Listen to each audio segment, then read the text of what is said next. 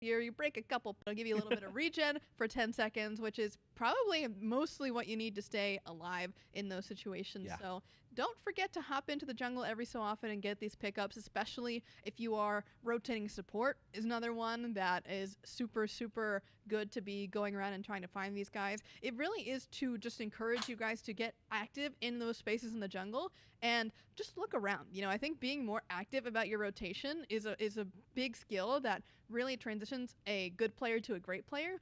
And so having more things to do along those pathways helps you think, oh, since I'm here, maybe I go look for a buff invader. Maybe I look for a pig or things like that. So it's just those small incremental steps in the right direction that we want to encourage people to take. Yeah.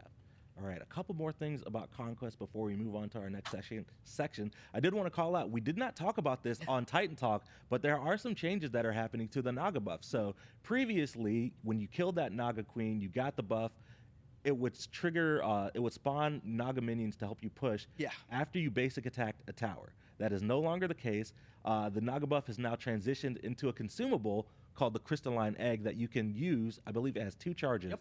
And you can use that to then spawn the minions. Yeah, it just gives a little bit more agency on deciding when it wants to be used. You can use it on different objectives. You can use it on enemies. If you kind of just want to use it to kind of help yourself in lane as well, you can do that. It just Tank towers. Tank towers. Yeah, the goal is just basically by restricting it to the previous version, whereas on a cooldown, it makes it a little bit harder to choose exactly when you want to use it. Yeah.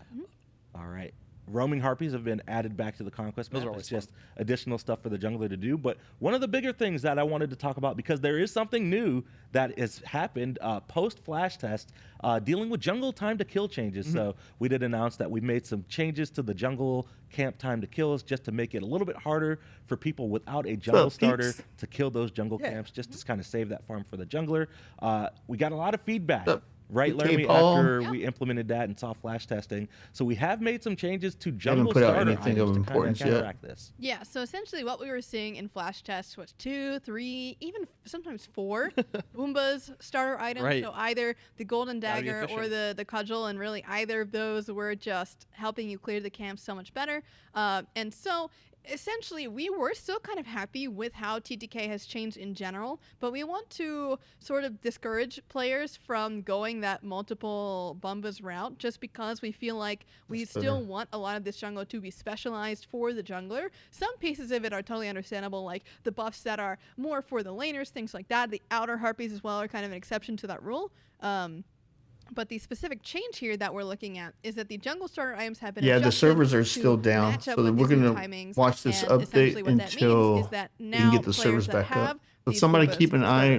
Let me know if somebody's keeping an eye on the servers, and as soon as they come up, we can transition. Unless they put something of importance out with this update. That wraps it up for our Conquest recap. Let's move on to the next game mode that's going to be out today. Assault. Oh, it's out today? Yeah, it's out today. Oh, they're Let's releasing talk about Assault. Nice. This is our kind of first iteration of Assault. It's going to be played on a trimmed down version of the Conquest in the middle lane, but it's going to keep that tried and true Assault rule set. You know, 5 players are going to get a random god in the god lobby. You're able to re-roll that god if you don't want to play it, but then you'll load in and you'll be playing all random, all mid down the Conquest mid lane. So we're super excited. That's really cool. I was just gonna say, like, for me, this was also really new. I didn't get the chance to see this very much, and then I think I saw was it a Titan Talk or something about it? I'm like, wait a second, this is happening. So this is completely news to me. Yeah, I think one important thing to mention here as well is that this is just the first iteration of Assault. We are indeed working on its own specialized map with its own improvements and things of that nature. That will now they have what, Assault, we felt that Assault was just so core to Arena and casual Smite Conquest experience. I mean, personally, I'm a big Assault lover. I know that a lot of the internal team at Titan Forge loves the mode as well. So we wanted to make sure that we could get that out to you guys as the fans, because it is just such an important game mode to the core of Smite. So the rule set will be here. An actual map is coming in the future at some time to be determined. But again, this is what we're working with. I really wish they would have implemented that into an arena, right? So have regular arena and then have like an Assault arena or something like that. You know what I'm saying? Where you get a random god and you have to play that makeup. I think that would add a little bit of spice to it. But then we've also, for those that just want to pick a certain god, that can just play I'm reading regular this literally arena, for the first time. I'm like, wait a second. Oh, we gave everyone meditation. Sweet, I don't play the other modes either. This was something that kind of came post. I didn't know some of our peeps Each do. player in Assault is going to be automatically automatically given a relic called Meditation. It's going to be placed in your consumable slot, though, instead of your relic slot. So you can still pick up your beads, ages, blink, but you will have a meditation at your will as well. Excellent. And you're still able to pick up that Amanita charm. So for you guys that are just joining us, the Smite 2 servers are still down, and they just found out that they're talking about the update. So that's why we're watching this for now, and then we'll transition to Smite 2. On the opposite side of the stealth grass, towards the middle of that mid lane, there's going to be an interact pad, and it's going to cycle through a bunch of different things that you can fight over to pick up. So it's going to have jungle buff, but you'll be able to get the runic bomb. You get the obsidian dagger. Exactly. yeah. All right. It's crazy. Some of the fun fights that have broken out around this kind of buff pad have been so much fun to see. Oh crap! Is that the obsidian dagger spawning? Yeah, well, I had we got to fight over that spots going up. I turned that off years ago. Cool. It's been really exciting to see just like how different each game has felt depending on what has spawned. And Assault already feels very different every game just because your comps are somewhat random, right? So I think that there's a lot of really we might be getting aspects today. That should be very interesting. I wonder if they'll talk about that today. Objective to fight over, or have they already talked about it? I don't know. It's always just been kind of push the lane. Yeah. And, look at the bottom. It says arena changes. All of those towers and phoenixes. I just noticed that. Now there's some actual stakes yes. on the line here. For sure. We're definitely looking forward to people hopping in and playing out Assault. I know it's a fan favorite mode. We have lots of players that hop in, and they've been waiting for Assault and Smite 2. So super happy to get that mode out in players' hands a little bit later today. It's going to be sick. That tonight. I still haven't seen anything about auto builds. I don't know why they're holding out auto builds so much. I'm not making up I didn't even know this was happening. This is very aggravating. All these changes too, very cool. Super cool. All right. Well, we've actually got a couple of other modes that we want to talk about today. Here we go. Joust and Duel. If people missed out on, they teased us, man. They teased us. We have a video. You saw that arena at the bottom, and then they scrolled back up, dude. Bunch of freaking teasers. Let's roll the video, and we'll be right back. You better not get a copyright strike for this freaking music. Hold on, let me turn it off, because every time I do this, I get a copyright strike because of music.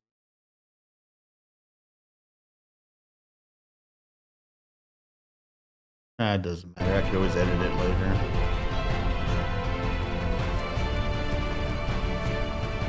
Maybe if I go in and out, I can trick the algorithm. And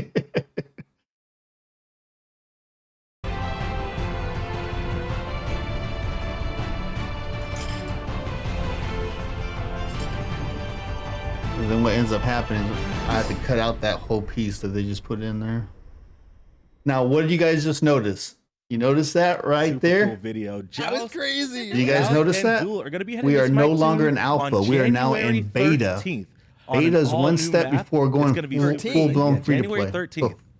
We'll get into dates a little bit later, but January 13th, Joust and Duel on an all-new map. It's going. So I wonder if January 13th is going to be the very beginning in Smite was on an Arthurian-themed map. Be the free-to-play. Now we're back in Avalon, dude, right? Those art updates were so cool. I doubt it. I think it'll be too early. It's sick. I don't foresee us going free-to-play until February. I could be wrong. Your premier 3v3 mode, and Duel the 1v1 we're in beta mode now, officially. Smite 2. So another couple of game modes that people have been those copyright laws for with just a few updates. Twitch is a little bit more lenient than YouTube. YouTube algorithms are beast. Is kind of the layout of the traditional Chinese joust that's in Smite, but updated with all that fancy new art, Arthurian theme now. But it's got teleporters now that you can use, kind of akin to Conquest, that you can teleport from the red buff over to the new objective, the Lost Knight, which is super cool. Yeah.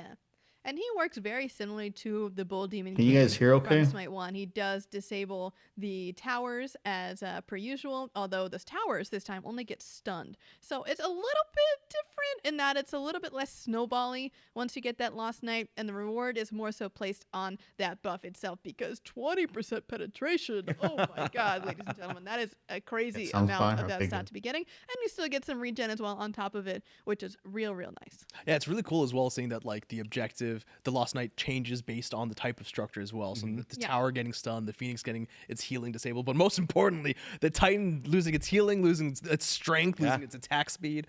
That it makes that like last final push a lot, more important to get the Lost Knight for. It's definitely a very valuable objective. Got to make sure you got something that is able to kill that. I can't believe they teased us like that, man. That was wrong. I mean, having fights around that was is probably the most fun part of the Joust map, getting to that part of the game where you feel like you can really threaten it is just so much fun. But also with the teleporters kind of bringing you to those locations. I mean, wards might be a little bit more important, so that way if you're taking that spot, you know, you don't just have those funnels and those chokes to that spot. You got to go do ward the teleporters as well. Yeah, there's also a patch of stealth grass kind of on the opposite side of the lane from red buff. That little hallway that people like to lurk in and leap over for ganks is now pretty much all stealth grass, which is going to open up a lot of playmaking opportunity. And of course, this is Smite 2, and a bunch of camping. We got to be like Smite 2. You know, all the buffs are stackable. You can pick up multiple buffs. You can't do that in Smite 1. So kind of that's a big one too, being able to stack buffs. I wonder if we can stack buffs in Arena so too. Excited to just see what kind of comps excel in this. I know we've seen a lot of double tank over in Smite 1, but I'm thinking that the damage dealers are going to have their day, especially when you can stack those buffs. Having a hyper carry that you can protect or even spread up between two. Wish they added cooldown reduction to the blue buff in Smite 2. In Smite 2, I think it's going to be super. This mana regen sucks. A lot of different especially early game for someone like Cuckoo. You know, between your typical you can get all the buffs. Attack speed carry, or if you want to throw a mage in that direction, or any kind of magical burst damage dealer, I think it's very valuable. Well, the blue buff is now irrelevant to me, to tell you the truth. Well, Joust is the only game mode that's going to be played on this. The only reason I like this for the cooldown reduction. Also got Duel, which is coming up on January 13th as well. Another super something's popular better mode, than especially nothing, I amongst guess. Content creators. People love watching the 1v1s, right? It's so sick. Yeah, it's 1v1 after the game kind of situation put right into the map, right? So, I mean, Duel was something that I always used to play in Smite 1 back, like, when I first started, when I was really trying to, like, understand how different lane matchups worked. I was like, well, this is just kind of it distilled. But then you just get the opportunity to kind of go wacky with it, really just have fun and flex. Yeah, I think especially with the God pool that we have right now, there's a ton of high-tier Smite 1 dual characters, but I'm really excited to see what the tier list starts to look like in Smite 2. That's what a lot of people don't understand, that these modes are designed to train a newbie to play Conquest, right? So the 1v1 is to train you when you're in your lane to train going 1v1 with people in your lane, so you can understand that. Assault is to force people to learn other gods, because you're not always going to get that same god when you go into Conquest. You know what I'm saying? So just little things like ambiances like that. A lot of players don't understand it. They just think they're different game modes that they design for different aspects, for different games. But it's not. It's all to funnel into. The plan is designed to funnel into Conquest. Let players play with it. They're get the subconsciously training you on all the building blocks you need to play Conquest. It inherits that kind of competitive spirit of the mode. Maybe introducing leaderboards at some point for that mode as well. But right now, Duel is going to be random, but still has bans, boring to me. which is Conquest kind of different is boring from Smite 1. But definitely looking forward to seeing all the content that comes. Maybe in Smite 2 will be different. I don't know. I doubt it.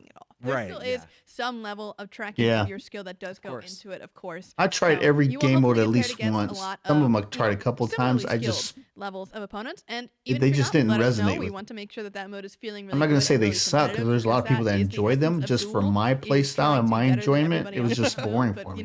It's too slow. I need like I need action. We can. So give us the feedback on how those matches. That's why I love Arena's constant action. If there's anything that you feel like is missing from the mode as well, let us know, and we will continue improving as we go along. Absolutely. Well, Clumsy and Larry, we recapped a lot. Usually when we had auto buys with constant action. We haven't talked in Smite 2 right now, it's hurry up and wait for your team or the enemy to get the hell out of the base. Matchmaking updates. Well, they're waiting 4 hours to pick their items. I feel like we're missing somebody to talk about that stuff, right? Do you guys know anybody? Yeah, who's really I good agree at, 1,000%. talking about ranked and matchmaking and I know one person in general? I think there's someone. Yeah. All right. I don't know why they're holding out on auto builds, dude. We've got the amazing Innocent Rabbit, aka Max, joining us for the show. We've got a lot of stuff to talk about. Max has been cooking in the background, a lot of stuff. So let's go ahead and get right into it, Max. Yeah, we've been cooking. I just have to say quickly, watching Clumsy freak out over everything he didn't know was the highlight of my morning so far. They're genuine reactions. Some people are just like, oh, they always know everything. It's like, no. We've been doing a lot of heads down cooking, so getting to he must be cold. He has a blanket on. It's so sick. He has a freaking blanket on a broadcast. Heads down cooking too on the ranked match. That's about as lax as you can get, dude. That's the kind of job we need, right? The lax one. Updated people on things was a while back. Or you guys need. Been kind of piling retired. I like being retired. They're all going into this. Some of them have been live for a little bit, and then we got ranked season 0 coming up. So yeah, well, Max, before we get into it, the test season is ending soon, so we definitely wanted to let players know that we definitely appreciate them hopping in and testing ranked. And we've got a suite of rewards for the people that hopped in to the ranked test season. The North is getting bombarded right now, dude. It's ridiculous. I'm so glad I got the hell out of Ohio. Games. The ranked beginner, ranked intermediate, and ranked advanced tester badges based on how many games that you played ranked during the test season. Nice. I love that they're training dummies, you know? Yeah, I love them. You put the training dummy in a little suit of armor. I hope everyone strives to be like that guy. They're so cute. No, I love them. Yeah, I really hope that the hype starts once this game goes free to play, that it gets hyped up and we start seeing a big influx of players, man. That's what I'm hoping for. Your rank, and we'll talk about Been snowing here for 2 days. Pull up. Were you in England? Can follow along with us as what part of the UK are you from, all the amazing stuff. Let's go ahead and start talking about the ranked season 0. It's up. Yeah, it's up. There we go. It's important. That's why it's near the top. You know. A little bit further. Keep going. There we go. Goodness gracious, man. Nice. There it is. Yeah. So I remember when it used to snow in Germany, dude. I was in Grafenwehr, so I was in the southeast. Phase of rank. Dude, we'd get pounded. I'll move. Liverpool. There's a lot of words here. I'll move through pretty quickly. Oh yeah, I used to watch their soccer team all the time on TV, and when I was in Germany. Starting with the preseason, this is kind of part of that. Like, hey, let's make sure that things are feeling good.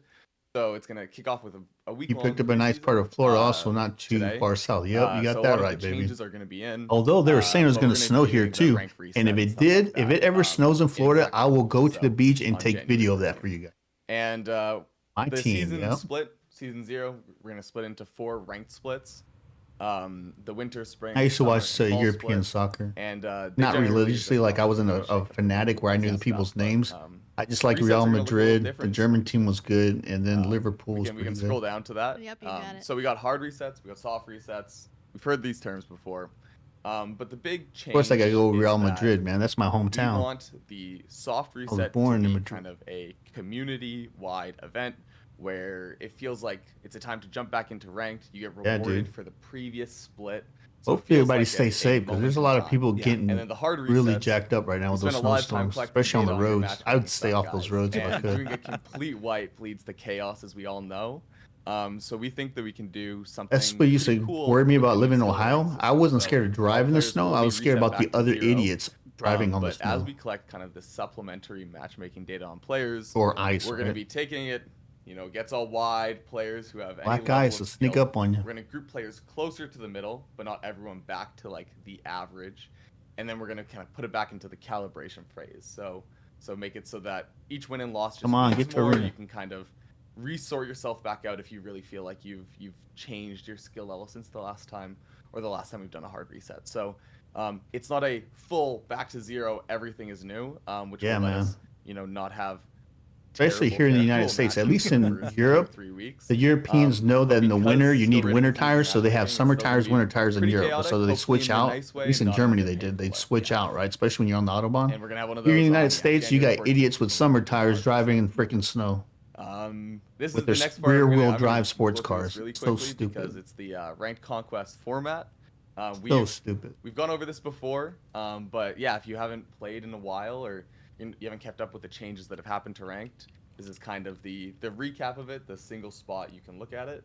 And if there's anything new, a new tag on it. They have no clue, dude. I was there in 2012 in Fort Worth when they had that giant snowstorm where they had to shut down the overpass because trucks were getting stuck because of the ice. They couldn't get up the thing. And they had to import snow plows from Tennessee and other places just to deal with that freaking snow, man. It was ridiculous. Parties can queue. There were so many crashes, dude. So many crashes. And then this is a new change. Lucky for me, at that time, I was only working like maybe 4 or 5 miles from the house. Over the course of the test season, the idea with maximum was to limit players, some sort of boosting situation. We found way more common. So I had two SUVs. I just take my SUV. They got all-wheel drive. High-level lobbies, creating a bad experience for everyone involved. So we're gonna try average, but still something that we're keeping an eye on. The matches are limited to the ones that are listed there, just so that there's no situation where it's like a party of 3 and a party of 2. Germany was a lot of fun. That sucks.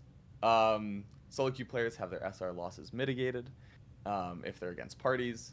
And if you're in a really wide skill range party, I can't believe they teased this. You saw arena at the bottom. Now watch, there's going to be like two little changes. They changed the arena color to off tan, and then they, something stupid. Watch. In the pre-match phase. Yeah, it was all hype for nothing. Today. Oh, okay, cool. A player must be level 5 to queue for ranked conquest. Previously, it could. It'd be cool if they came up with you'll have a random arena map. We always knew you get one of 4 maps, and you won't know which one it is until you log in. That would be freaking awesome. Needed to make sure that everyone had a little bit of a footing at least. Or arena only player made auto buys. Take away from the rank test. Auto builds. Sorry for just speed running through all of that. No, it's important. So. When we looked that would be that'd be the biggest announcement they could ever make in this game is we now implemented player-made auto buys, and you can select one of 3. You can make 3 of them, and then you can select one of 3 when you get in game. That would be the cream of the creme. That'd be the biggest update they could do. Would make me happy. But we don't try to keep you down at that rating. Let me do 3 custom auto buys that I can select from once I get in game. The rating that you really kind of should be around is a number that we tracked. And what we found was that it was taking players about double the amount of matches than we really wanted to get to their skill rating that they almost like deserved based on their level of play. Yeah, a lot of people would. Paul, that's the point I was trying to make to these guys. A lot of people are not playing now because there's so many different items and they're so damn confusing now that they have the strength, intelligence, whatever, that people spend too much time in the fountain trying to figure out what the hell they want to buy. Then their team gets mad at them because they think that they're AFK in the fountain, which they're not AFK. They're literally sitting there trying to find a freaking item, but in their head, it's only a couple seconds. But then in reality, they've been in the damn fountain for like 2 minutes. You know what I'm saying? So that's why I've been seeing a lot of people saying, "Oh, people are going AFK in the fountain." They're not going AFK. They're trying to figure out what the hell they want to buy.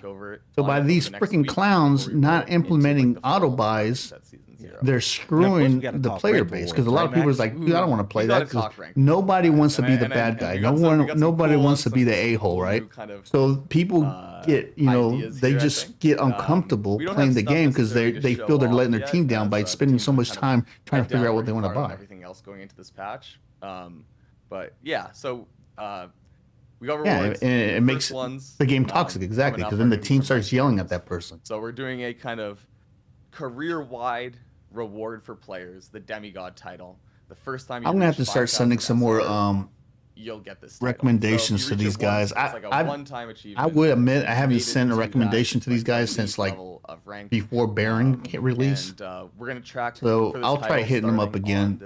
Say, look, dude, even if they only do it for arena, if we get auto builds, even if it's just for arena, I'd be cool with that. And then the deity. But if they got computer generated auto builds, why not let the players make their own? You know what I'm saying? I just don't understand. Of the winter season 0 unless it's a mechanical or software type issue that's conflicting and that's why they can't do it. Got it. Then say something, man. You know what I'm saying? Celebrate, your achievement during this. But if there's no hindrance, there's nothing keeping them from physically doing it, then why the hell haven't they implemented it? It makes no sense. I wanted to do it. They need to make this game as newbie friendly as possible, especially at the beginning of the launch to bring in the numbers. If the game's too complex, nobody's gonna play it. Not there. Only the hardcore Smite people will play it. New players are gonna try and then be like, screw this, it's too complicated. I don't want nothing to do with it. And then they're gonna move on. You're gonna see rivals go like this and Smite stay down here. That's what's gonna end up happening. Oh, because Lermy, we've seen. Oh yeah, we've seen Lermy. I'm also a big casual grinder, but you know what, Max? You may have motivated me. I tell you what, if anybody ever talks to these fools and actually gets their attention, interesting. Tell them we need auto buys. We need the ability to pick at minimum 3 auto buys. So then when you go into the game, you go into your store and it has a selector, a down selector. You can pick which of the 3 you can use, and it automatically starts making that. That way we can make a lifesteal build, a defense build, a high damage build, an anti-CC build. You know what I'm saying? The anti-heal build. So once you get into the game, you see what you're going against, and then you can just use the proper auto build. You know what I'm saying? That just makes so much sense. for season 0, it's been. It just makes the game that much more fun. Before, I think you had to because you're wasting less time trying to figure out what the hell you want to buy to get the ranked order. It was a lot. We're dropping that to They 10. need the numbers to go up.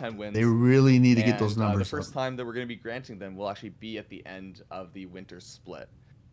However, if you improve your highest rank achieved by the end of the summer split, we'll be granting you the higher rank border. Matchmaking changes. You get to earn it earlier. You also get to improve. One of the biggest reasons we're having matchmaking issues in Smite 2 is because the player base is so abysmal. The player base, you have to have a high player base with random skill levels in order to properly fine-tune a matchmaking mechanism. You know what I'm saying? If you have people that are really, really good and people that are really, really bad, awesome stuff, but not too much in between, matchmaking is garbage. Matchmaking changes that are going to apply to casuals as well. We know it's been a really big point of feedback amongst the community during the test season and during our closed alpha. So walk us through some of the matchmaking changes that are going to be starting to roll out today. Yeah, we have matchmaking changes rolling out today. We've had changes that have been kind of continuously being built. For y'all that are just joining us, the servers were still down, so we're going to watch this and then we'll transition to Smite 2. We'll be playing Smite 2 today. The gist is that we've definitely gotten a lot of feedback about matchmaking, matches that felt good, matches that felt bad, obviously. And with any matchmaking system, the name of the game is always how good is your system versus how many players do you have. We're really hoping to capitalize on this upcoming patch and make it so that it's a positive experience to the best ability that we have. So we've been just throwing everything we can at it. The first one here, kind of tailing off of ranked, is that one of the more common pieces of feedback from high-level players in ranked was that they were used to, if they all queued at the same time, getting into a lobby together with at least really high-level players, because of the old Smite1 matchmaking system, which was at a certain time, it would take a picture of everyone in queue and go top down, top 10, next 10, next 10. There's a lot of reasons why, for the general population, that is a less advantageous system, but it definitely creates these really high level matches, and we're trying to figure out a way to simulate that experience with our current system.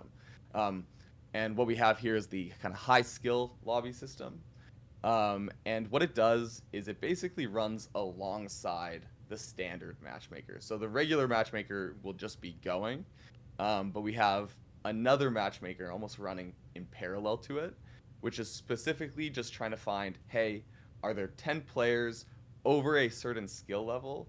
If yes, just immediately put them into a match together. So where that exact threshold is something that, admittedly, we're going to have to be tuning and tweaking. But it will happen that if... This is going to take time. Like I said, they need numbers in order to fine-tune a mechanism like that. It's like AI. It has to learn. It has to learn. Get booted into a match together. We've run some small tests on it, and it looked good. It looks like something that we're going to have to continue to work on, but it's going to be Translation, it sucks because we don't have the numbers to really get good numbers on it. It's something that we're excited to try to get just into we think it'll work, but we don't know because we don't have the player base to really test it. That's what he's saying. Play on ranked at the same time. At least all of them are put into a game together, unless there's some other SPL. Which is not their fault, right? I mean, to a point. So, really excited about these guys. The guys that are developing that matchmaking mechanism. Simulating this feeling for players with our new system. And then the next one is multi-dimensional skill filtering. Kind of a long title. I think in a full party, if I was designing that, there's no other way to say it. I would get a ratio of the skill levels or the levels, and then get a what do they call it? Get a freaking percentage. About skill together at the same time. So ration them out and get the right percentage, and then use that number. Cool matchmaking stuff we want to do. One of the first things we needed to be able to do was have a system that can take multiple. I would do a percentage. So say you had, guy that's 50, 150, and, off the bat, 100, level 100, 150, then 75 was where you're going to get linked in with. Kind of simultaneously That's what I would do. To how these lobbies are getting made. So get the percentage of everybody in as level that's inside. That way, if you're level 10, you got a level 150 with you, you're not going to get thrown in with the 150, you know what I'm saying? With available players grouped together. That's what I would do. I don't know how they're doing it, but that's how I would do it. pretty significant change. It'll also be a significant change for ranked as well. Nice. And then region-specific matchmaking. Another thing we learned during the closed alpha was what works best for one region also honestly may not work best for all other regions, and then we're kind of beholden to having a system get the that right isn't percentage, punishing I one guess. region, having lower player counts or playing a certain time of night or something like that. So being able to say, okay, NA East gets this, EU gets this, but OCE gets this. Because it's kind of not fair to some of our new Reapers. If I'm level, 160, 159, and they're level 35, and then we go to play, we're doing our streams, and they get, thrown into the wolves with the 150 plus crew, right? And then they think that they suck or they're not good, and it's not their fault. It's just that they got thrown into the NFL, and they were just a freaking high school player. You know what I'm saying? It is what it is. But yeah, it's awesome. It gives us so much flexibility on the back end. Trial by fire, baby. New player matchmaking. This is kind of a broad system with not too many details right now because it's what's actively in development. I got a message, I think within an hour of me being live right now, saying that certain things just got pushed. So they are going to be live for new players. Oh, that's awesome. So basically just making sure that new players when starting out the game have certain kind of features given to them to make sure that their first few games are really a positive experience. That's great. So yeah, that's the update. And that's the key right now. New players have to be able to play the game without even thinking. Auto builds will help with that. If new players come into Smite 2 and they think it's too complicated, they're going to be like, screw this game. There's too many other games out there that are easier to play, and they're not going to screw with it. They're not going to play with it. Twitch, YouTube, TikTok, all those places. They have to make it newbie friendly, man. Ranked, I think especially at least at the arena level. A lot of good content, but just across the board, I think that this is going to really help that player experience just feel so much better and have a lot more of those competitive matches that we're going to see across the board. Yeah, for sure. And matchmaking, of course, is a continued effort. Max is going to continue to work on it. This isn't the finish line. He's going to continue to analyze all the data, all the good stuff, and make sure that it's feeling good. I just got they're doing a really good job at trying to perfect the game. They're steady, hammering at it. So I mean, we can't fault them for that. We got to give them props for that. Credits for the game. I think that's sick. They're trying to make it. All right. Well, Max, thanks so much for coming on the show, talking through all the changes and hanging out with us. Definitely looking forward to seeing all those changes that going live. And, of course, we'll be looking for all the feedback on matchmaking post-patch release. And like any game, there's growing pains. For the first year, this game is going to be a crap show. Guys, that's just at least for 6 months, for sure. Talk about gods. I thought you were just like, well, it's time, right? I think it's going to get good. Gods. So we've got a handful of gods coming out. Once they stabilize it. Let's talk about the ported gods coming out first. Let's skip through it and let's talk about who do you want to talk about first? Let's talk about Agni first. Yeah, I was like, if you want to go in order. We're going in alphabetical order. Yeah, let's do it. We're just going to skip over Arena. He's the same magical damage dealer you know and you love. He's got intelligence scaling. He's got ranged basic attack. And really, the biggest plus ones for him here is that his passive now has a new feature where if you kill an enemy god and he gets set on a hot streak for 10 seconds, and then while he's on a hot streak, combustion is fully charged and not consumed. So you're going to be getting extra dots on every single ability that you're using. So get those. They're going to make me have to bring up the freaking notes. I bet you it's not even on the website. Really important big change coming to Agni is the change to Flame Wave, where it kind of goes very smoothly against walls. Oh yeah. So previously in Smite 1, you kind of have this like be smarter than the average bear, right? The path of flames there, but now in Smite 2, it's very, very smooth. And then finally, I think one thing to mention. A lot of returning players, especially ones that haven't played Smite 1 super recently. Within the last year, Agni's gotten a change. And how they're just graciously giving me the website right there in front of my eyes. Slow instead while he is casting his ultimate. So you have a little bit more of that like smooth movement, and we've carried that over into Smite 2. So again, he's got that ability to kind of move around, but then also on top of that, he's getting a new feature where Agni immediately gets all 3 charges of the ability upon leveling for the first time. So level 5 is going to be one hell of a power spike for this guy. Yeah, that feels really good because, like, if you're versing someone else like Poseidon and they hit level 5, they just get access to their big ulti, right? Well, their Agni's like, well, I have access to a third of my ulti and let me like charge it up over time. Right? Now it's just like, that's dirty, dude. All right, that website we're looking at is on their personal server. It's locked. I just went to that website and it's locked. it's a file that's there. So, yeah, it's labeled 01725, but I can't access it. Magical damage. He's kind of this supportive more guardian. That's so dirty. He's got intelligence scaling only, so he's not going to be getting any hybrid. So I can't see what the arena says. He's got those melee basic attacks. But the rest of the changes come with the entirety. They're like, got you, Slicky boy. Here. So hard as rock, that passive, he's maintaining the same critical strike bonus damage reduction that he has in Smite 1, but in Smite 2, he's also gaining the biggest part of this being he cannot take more than 20% of his max health from any single attack. So if he gets never Kraken mind. I was able to go through just the regular one. Let's see if it says anything. Let's go through the regular news instead of using their direct link. And I say somehow because he also has reduced 25% enemy basic attack damage from enemy gods, which is going to be working on top of that crit. So if you're getting crit and the enemy doesn't have like Deathbringer that's increasing that multiplier, you're just taking normal basic attack damage, which in this case the reason they didn't talk about arena is because there's only 4 changes and all 4 changes are stupid. It has that force charge and it lasted quite a little bit of time, and then after introduce gold per second from 11 to 12. Well, now after that 3 seconds, increase range minion gold rewards from 13 to 15. To leap up and at a certain location, increase minion up enemies hits. melee minion gold rewards from 18 to 20. In the backwards, but instead gaining the last hitting minions from grants you 25% gold bonus after I wish to send out a request to all of you savvy video funny haha meme gamers. Please provide me with a clip of Geb doing this new not much of arena update. It's just all about getting gold from bowling minions. pin noises. Oh my god. Yep. But some important notes there is because technically this is not changing. You're never knocking back enemy gods. You can actually go through minions and then like leap back and hit them again a second time. So that's really, really good. Shockwave also getting a little bit of change here, similar to what we did with Ymir and actually the Agni change too, where he's no longer rooted during that shockwave pre-fire. So you can get a little bit of a self slow and step. You're getting a little bit of movement. It feels great. It's really good there. Stone Shield also getting a small change or a small, additional feature where allies who gain the health shield also gain the hard as rock passive benefits that Geb get. Geb himself will not be able to double up on them if he does Stone Shield himself, but now enemy or allies who gain that shield are also getting a lot of fun benefits as well. And then finally Cataclysm, the tiniest of changes here. In Smite 1, this ability only ever hurt enemy gods. Now, it can hurt all enemies. I mean, not structures, but humanoids, right? So that way, whether you're fighting like jungle bosses or even just lane minions, they're also going to be suffering that damage too.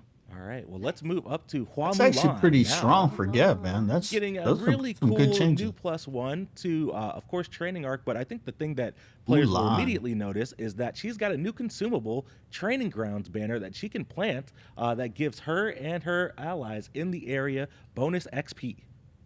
Yes, that is one of the biggest +1s that you'll see from Mulan. Is that bonus XP is a thing that we have been hesitant to bonus XP is huge, especially in arena because it's more confined. It really makes sense. So it'll affect more of your players. So you'll be able to level faster. Where she wants to get better get your attacks faster. I'm saying that's going to be huge. At the game in general at the same time. It'll be kind of OP actually, depending on how quick you build. Hard, And the other bonus feature that comes along with this training banner is that you get increased movement speed as well, and then allies nearby the area up to 160 meters away, which is a pretty big distance. Also get movement speed, and so this banner is destroyable, so it kind of has the same pip system that like Danzaburou Sake has, or if you ever see her plant that banner, make sure you shoot it. To this, and then the banner will also just appear as a consumable in your inventory if you're playing Hua Mulan every so often. If you don't have any room, it'll show up as soon as it's going to be like AMC's beehives. So as soon as you see it go up, knock it down. It will be waiting for you when it is available. But that's not the only new thing about Miss Hua Mulan. We got even more stuff. Are the servers up yet? Focus on the ultimate here. I'd rather be playing than hearing this crap. I can read this later. Each of your weapons, you get better effects on all of your attacks in Divine Mastery. So, which exactly effects are those? Let me The first one is the Mastered Sword, which means that you can turn up to 90 degrees during the forward dash. Previously, this would just have you go straight ahead and then be able to us captive until they get done. Effects, but now you can also do. They're doing it on purpose, man. They're holding us. They're holding us prisoner because they know that everybody's gonna go play and not listen to them. Captive audience, kind of smart actually. Give you an additional effect where knocking up enemies adds 3 seconds to their active cooldowns. In Smite 1, we've seen this effect on things like Arachne, which can do this with her too, but now in Smite 2, Mulan can do it as well. I mean, you're really getting thrown off guard, you know, getting knocked up into the air by this spear. It does make sense in a regard. Just dazed a little bit, yeah. So what was I doing? What was I doing? And then finally, mastering the bow means that your arrow projectile that you shoot with the bow does go 40% faster. Nice. So every single mastery that you get makes that ultimate even better. All right. And then last up for ported gods, heading to the battleground today, by the way. Our first dance switcher in Smite 2, and his +1 is really focused around that 3. So let's quickly walk through what's going on with that. Yeah, so a quick one for Ullr is, like you said, it's just on that third ability, which has technically 2 different abilities, which is the Hail of Arrows. So in the bow stance, if once you fire that, the arrow actually, wherever it lands, it lingers on the ground there for a little bit, and that'll be the theme for both of these. And if you actually stance switch using wheeled axes, that deployable area will actually become a slow field instead. But if you're in the axe form and you use Glory Bound and you're leaping at a location, that'll actually leave his axes kind of ethereally lingering there. And then if you switch stances and you switch to the bow stance, then it'll actually tear open the ground and hit enemies with a protection shred, physical protection reduction. All right, well, Ullr, Agni, He's a lot of switching back and forth. Today. You guys know I got bad hands, so I can't. It physically hurts me to play gods like that. That's why I can't play King Arthur that much, because you're constantly, changing. Let's go ahead and roll the video and take a look. It's too stressful on joints. Some call it magic. I just call it being me. Yeah, I'm so gonna get a copyright strike on this.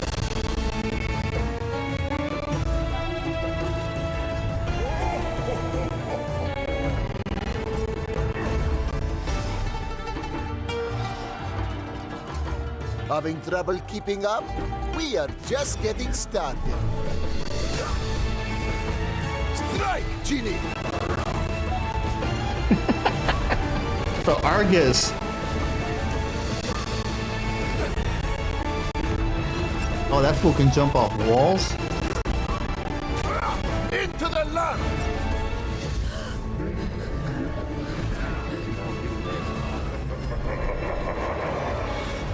Let's settle this!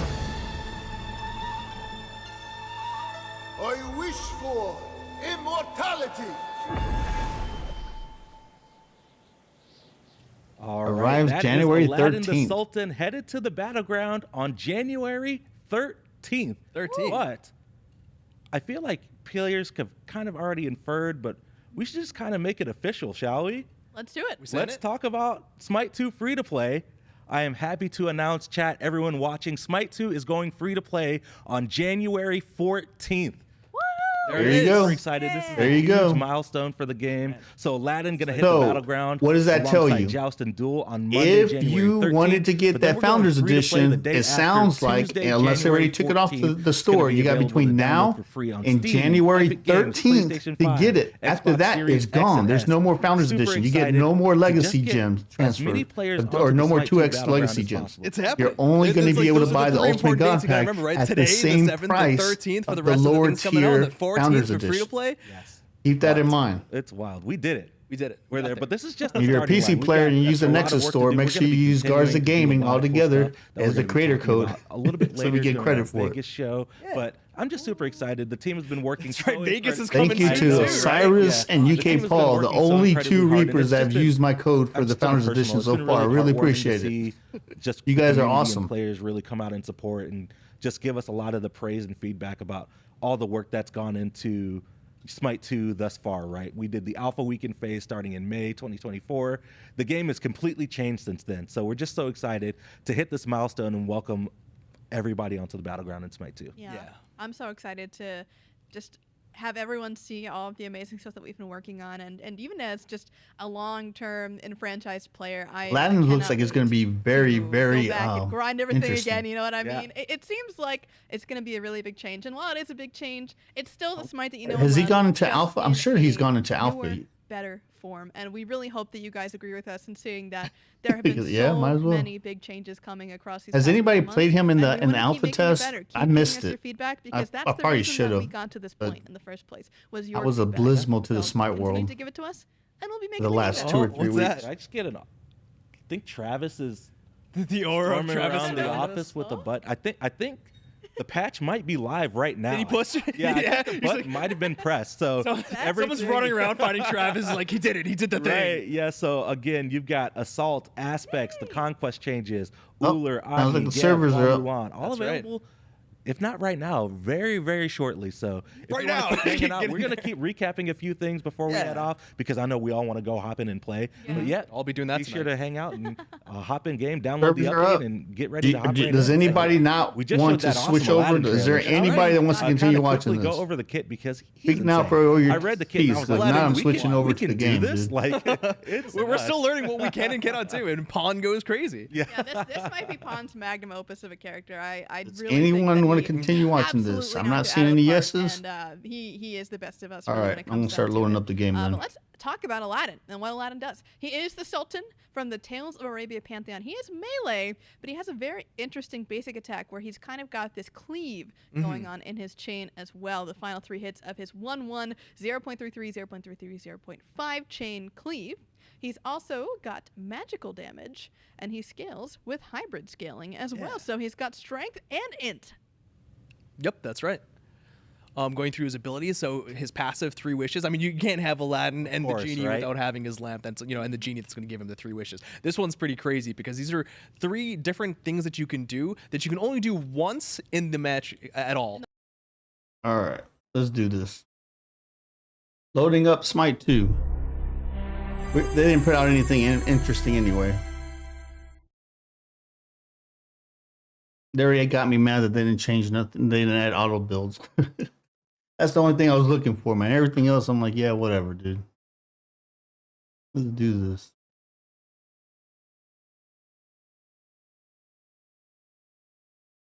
Come on, load my shaders. There you go. Oh, that's dirty. It says they're still down. We apologize. Servers are down for maintenance. Dadgummit.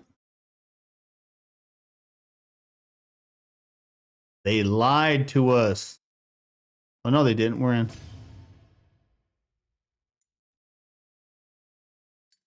No, it says servers are still down. We apologize. Servers are down for maintenance. Is that? Oh, crap. Well, let's try it. Let's try it. Who wants in? Okay, Paul, you want in? Invite the party. Invite the party. Let's test this. Let's see if it's working. Yeah, I'm in too. We'll test it. Anybody else want in? While we test this out. Let's see if the list is clear. Okay, good. List is clear. My graphics card is screaming. I can hear it. We're a lot of cable. I'm line. All right, let's test it to see if it's working. Let's check it out. Let's check it out. Because sometimes they just might be glitched. You know what I'm saying? It says that it's not up, but it really is. We'll see. If we can't get in, that means that it's still down.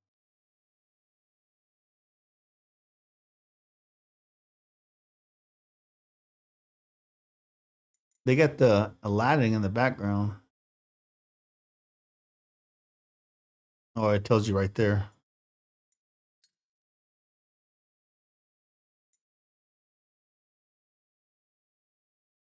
They didn't change crap. They just, the biggest announcement is that Smite 2 is going free to play on January 14th. So if you're looking to get a Founders Edition, you got between now and January 13th in order to get your Founders Edition, if they're even still selling them. I don't know. I haven't looked on the store lately. But it's going free to play on January 14th. That means that you will no longer be able to get all the skins and perks and the 2X Founders Edition gems, which doesn't mean crap right now.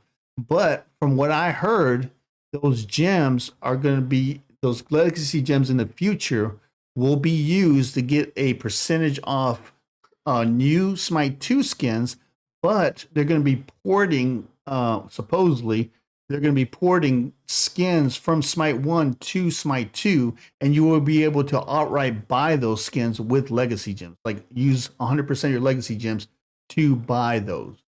So if that's the case, those legacy gems are going to be even more important because you'll be able to get Smite 1 skins that you like, right, in Smite 2. That works out pretty cool. And then, of course, it's all going to depend on what freaking skins they put over, right? But I guess their servers might still be down because we've been searching for a while. But I'm not seeing that thing up no more. Have a lot? Yeah. 138,000? Heck, I'm sure there's people that have more than me. Now, for console, I hope this means for console it's also going free to play on January 14th. Keep in mind that Hi-Rez has no control over console. They only have control over the PC version of Smite, right?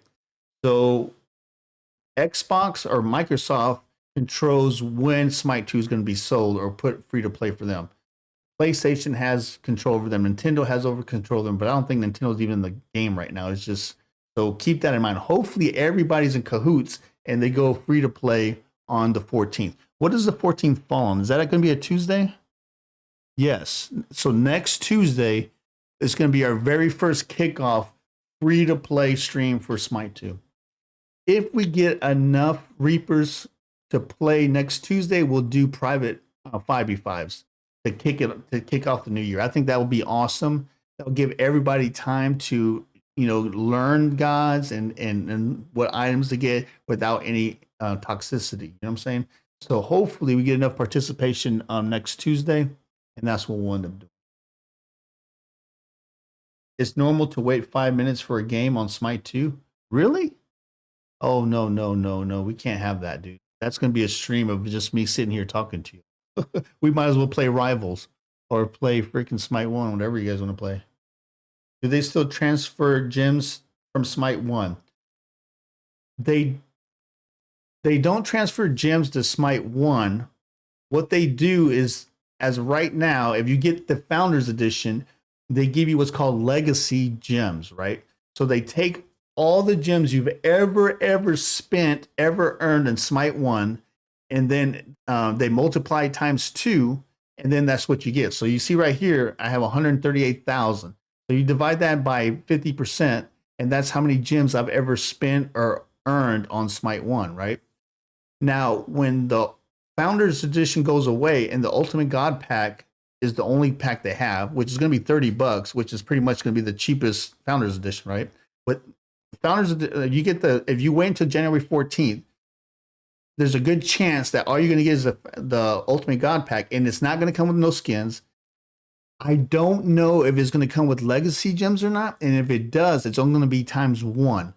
So if you had 50,000 legacy gems, you're not going to get 100,000 legacy gems. You're just going to get those 50,000 legacy gems if you wait to get just the freaking the Ultimate God Pack.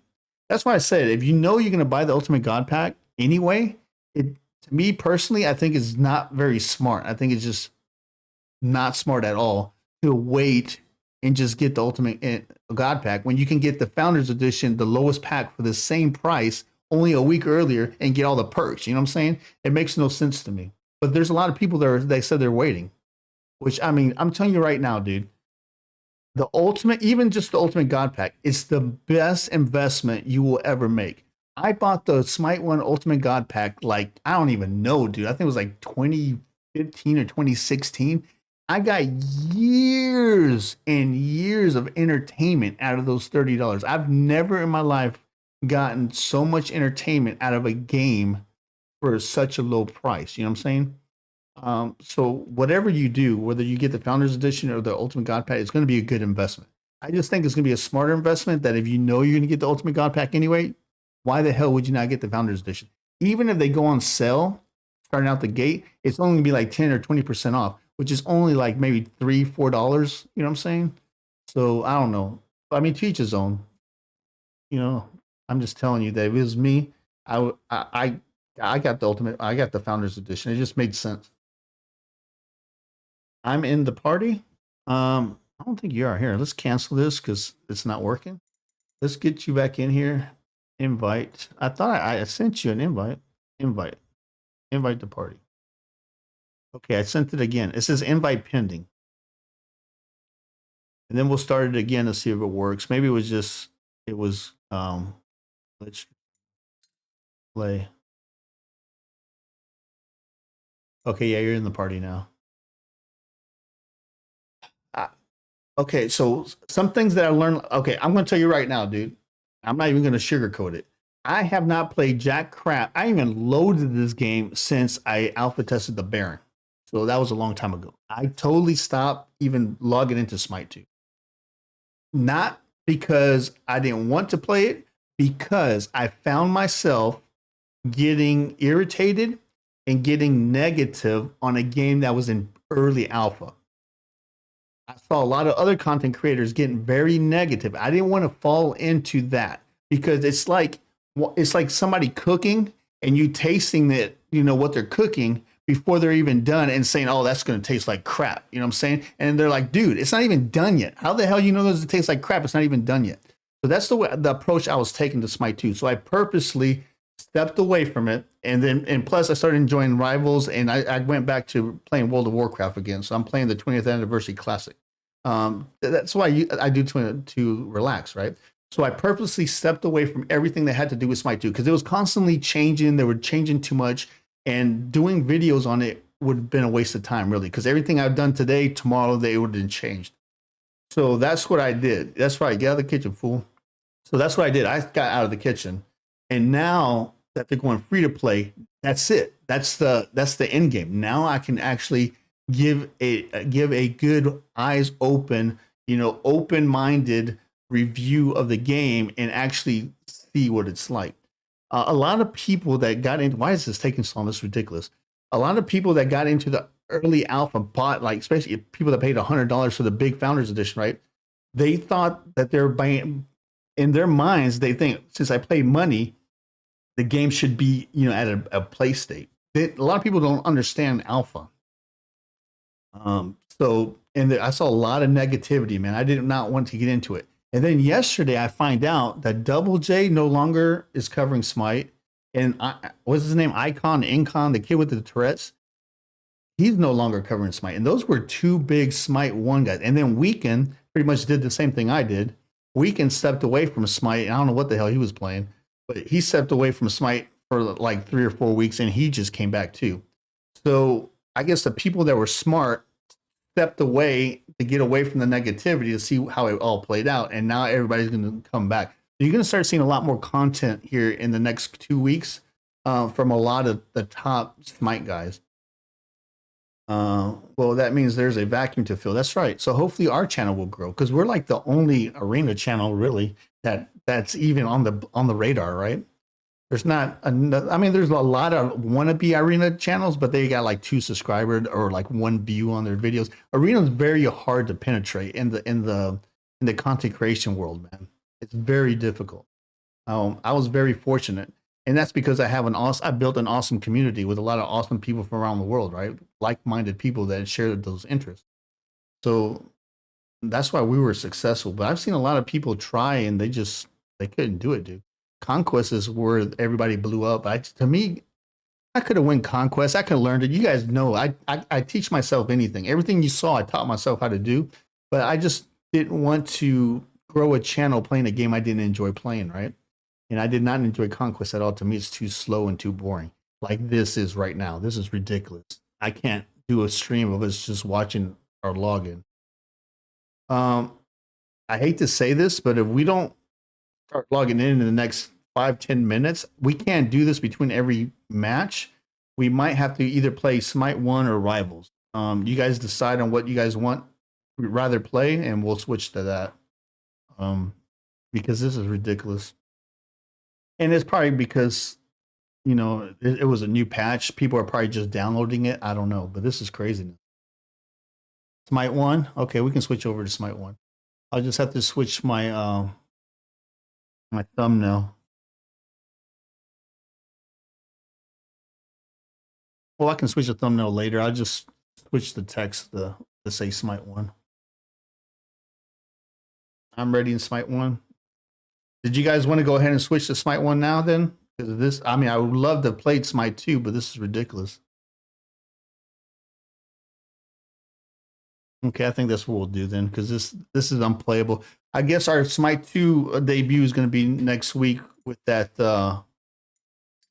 big update then. I really wanted to play this today. I really did.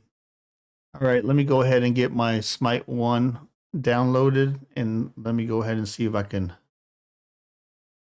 create a new thumbnail real quick. Give me 1 second. You guys are seeing the sausage being made on the fly, man. All right. Now.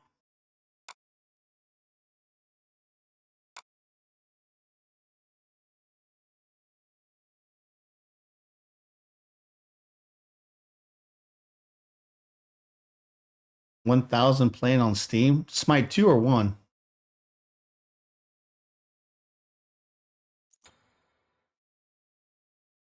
Okay. Well, I got like 100 freaking programs up right now. Okay. 1 second. I got to do a thumbnail real quick. I've gotten good at this though. I'm pretty quick now.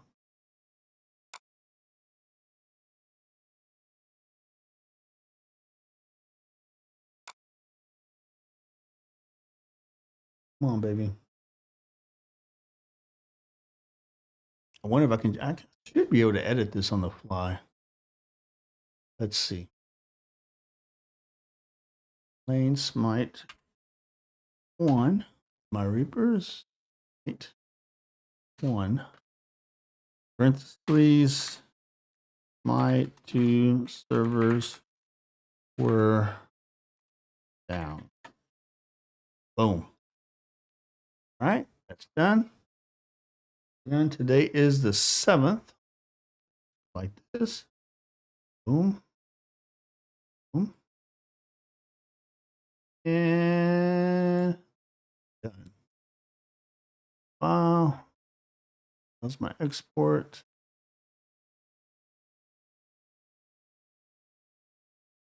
Is that quick, baby? That was my export. Oh, there it is. Yes.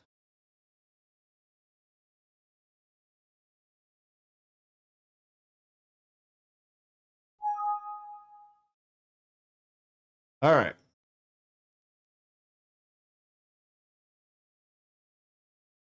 All right. Go back to this. Go to projects. Teams. Bam.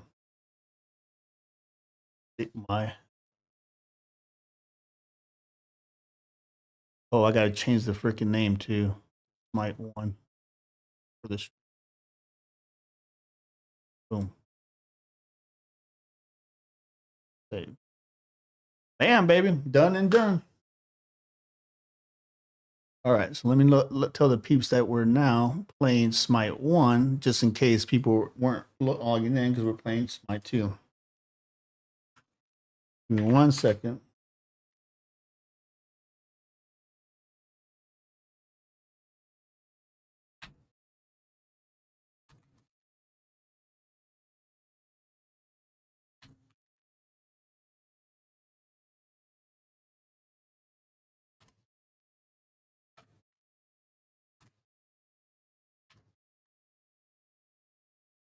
All right. 1, 2, 3, bam. Hit the link and boom, done. All right. Now that we got all the mechanics out the way.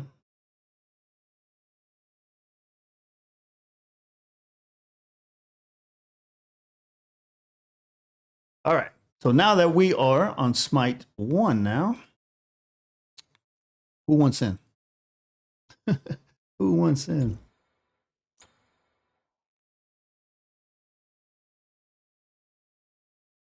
Oh, good call. Which still says Smite1. Right. Did not switch it and switch it. Thank you for reminding me. Keep forgetting I'm multi-streaming.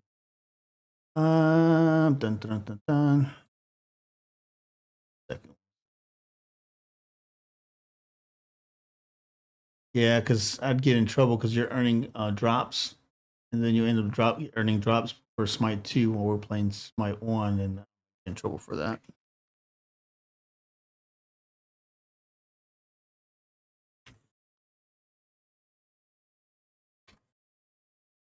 Done.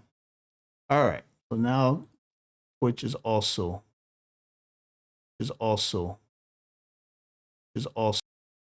great. I'm here listening to myself talk. Sound like I was rapping. All right. Done and done. So now the question is, did anybody want to play Smite 1? Because if not, then we'll switch another game. That's what's cool. I got many cards in my deck now. Or is people just loading up and they just got slow computers? Oh, I can see eyes. Yeah, I got you. I sent you an invite. Somebody else said, Elias. You said the Maximizer. Is that you? Elias, is the Maximizer you?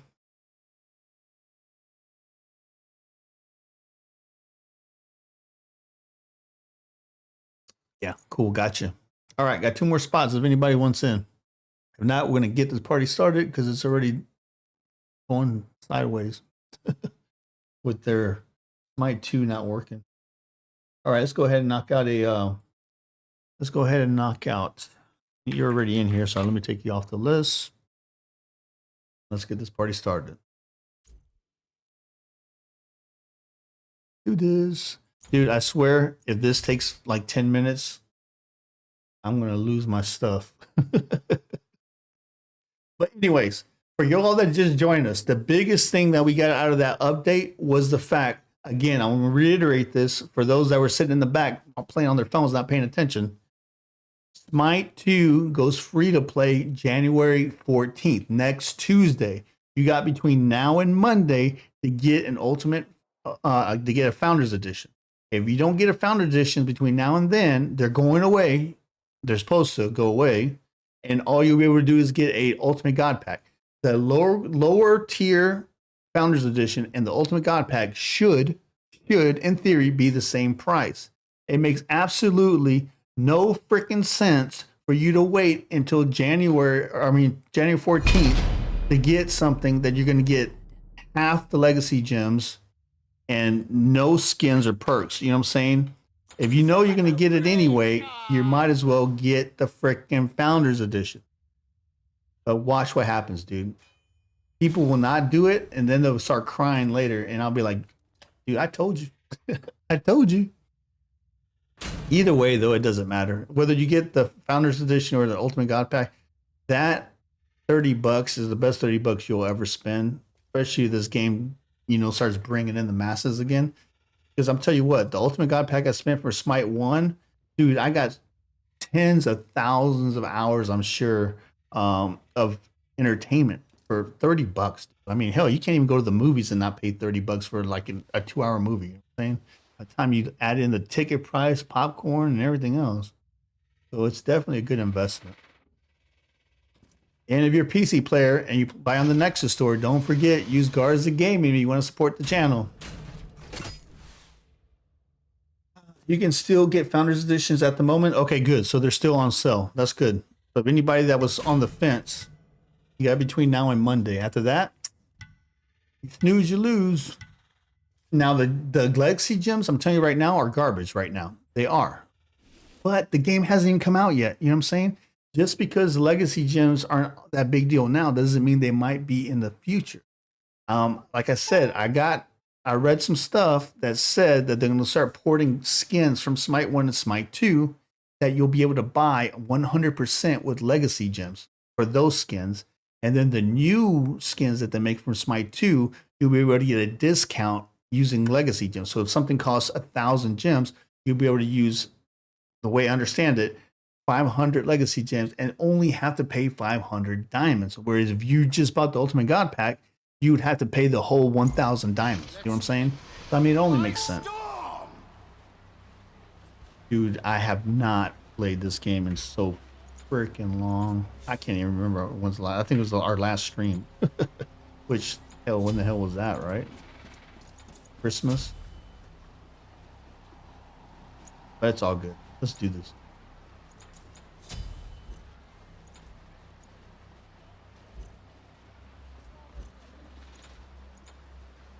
All right, let's do this.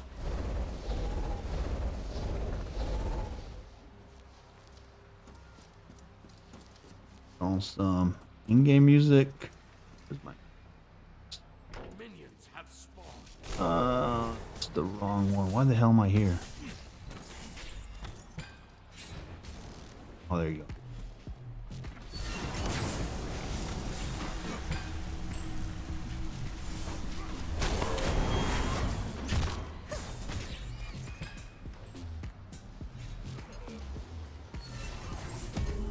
Are you guys hearing the game? I got a feeling the game is not coming through. Are you guys hearing the game sound? First blood. I don't think it's coming through. Might have to look at that.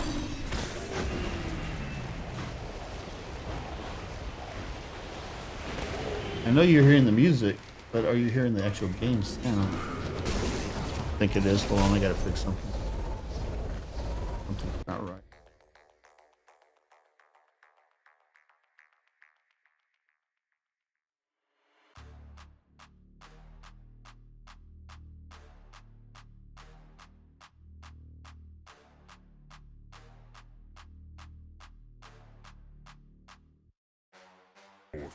There we go. Now you should be able to hear it.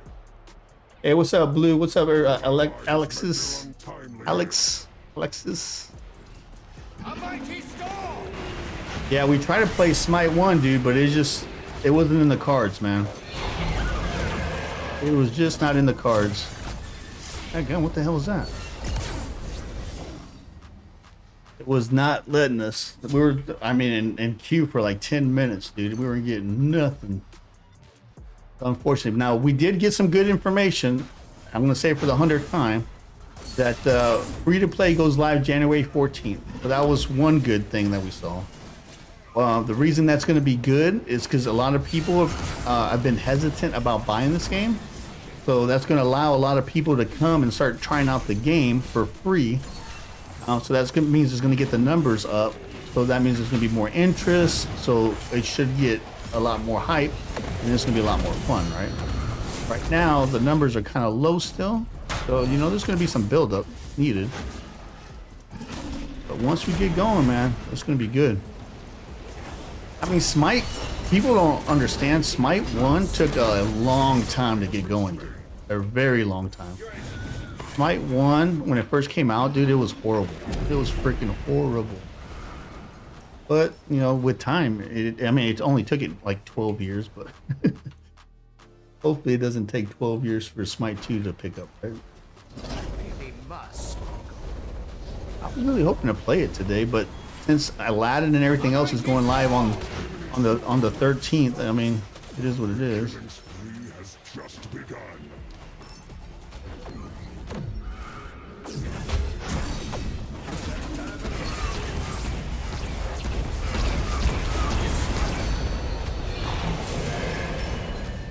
Oh, how did I not hit him?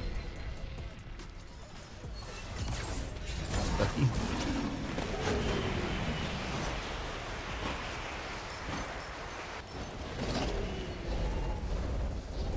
Also, we'll try it while it's free. I'm not paying for Smite 2 though. Yeah, and who knows, man? Maybe in the future. I mean, they haven't told us as partners. They haven't told us anything.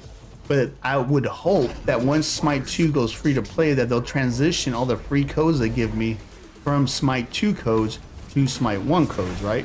And it would be very awesome if they actually gave me a couple of God packs to give away. I mean, they haven't said that they would, but if they did, that would be a very awesome way of, you know, getting the game's name out there, you know what I'm saying? And getting some content creators to actually start doing something for the game. A lot, like I said, a lot of content creators took a break from the game. some of them all out walked away from the game. So I mean, I think that would be very positive if they did that, for sure.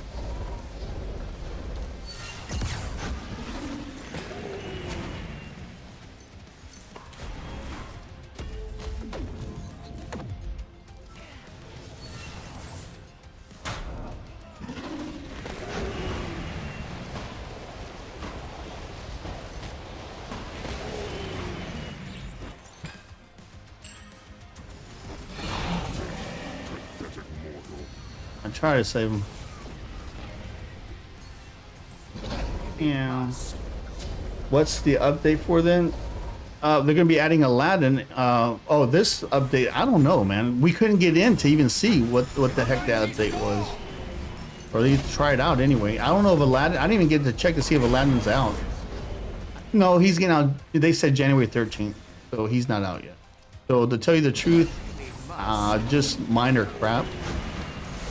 A lot of the stuff they were talking about, the changes didn't go into effect of January 13th, so I don't know what went active this morning. To tell you the truth.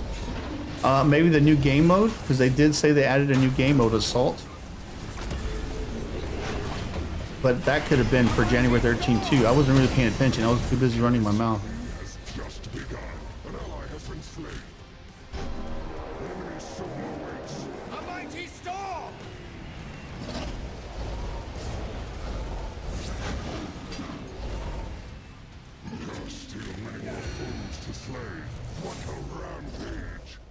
Save him.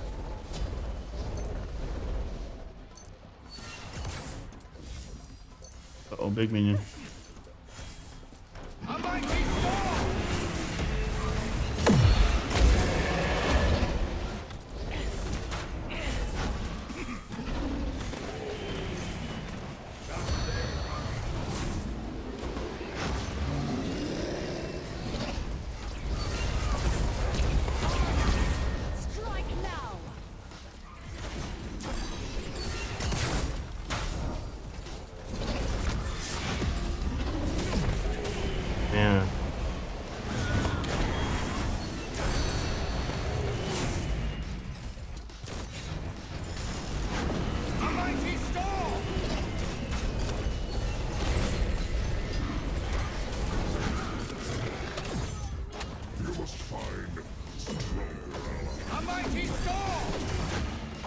Dude, I'm missing every freaking one shot.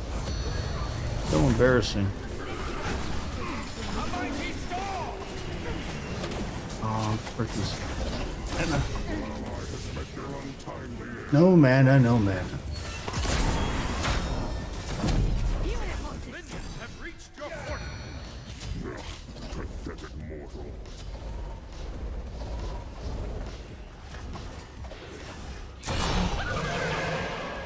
Not what I was trying to do, but whatever.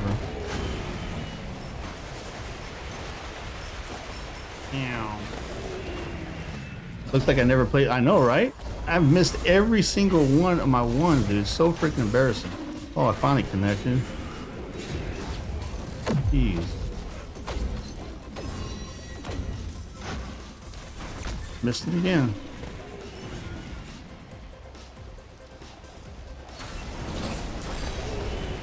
What happens when you take too much of a hiatus?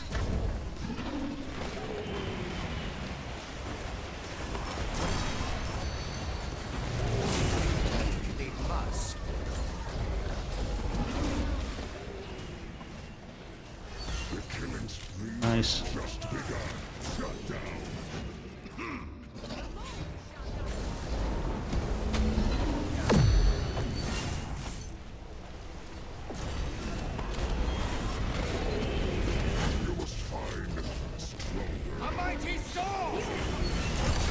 And I'm out of mana. I got that whirlwind. Ooh, we can still come back, baby. We can still come back. I got some isolation online. Holy crap. There we go. That's how we do it. Just like that.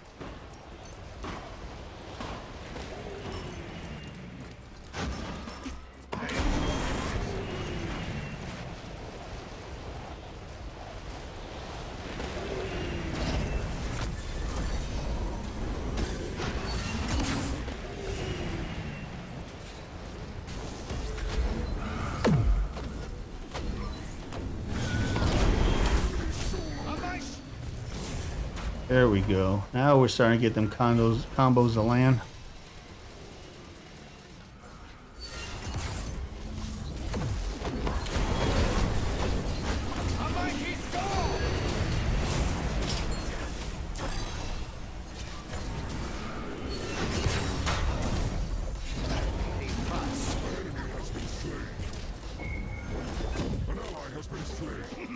Got the slow on him.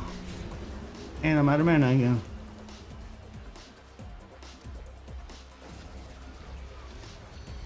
There we go.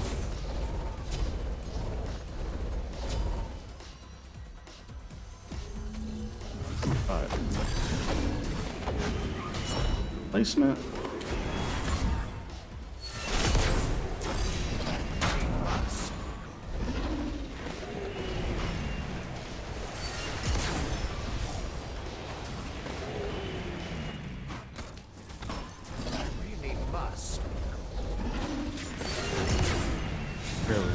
Good deal.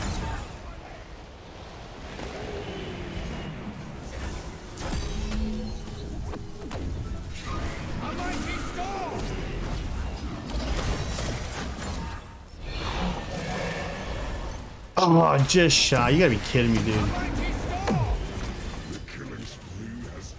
Just shy.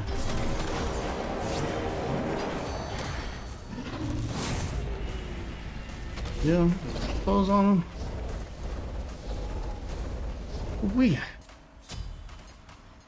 Yeah, we got plenty of space, so we'll be here. Definitely be streaming for at least a couple hours.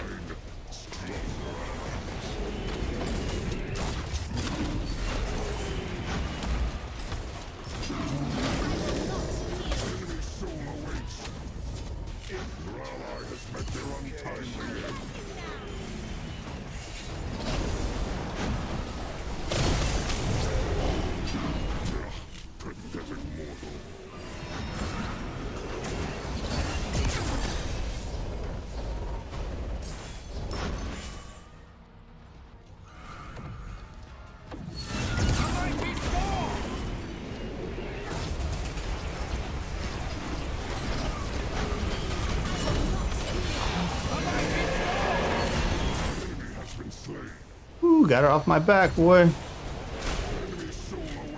Nice. Come on, baby, we got. Need to warm up, is all.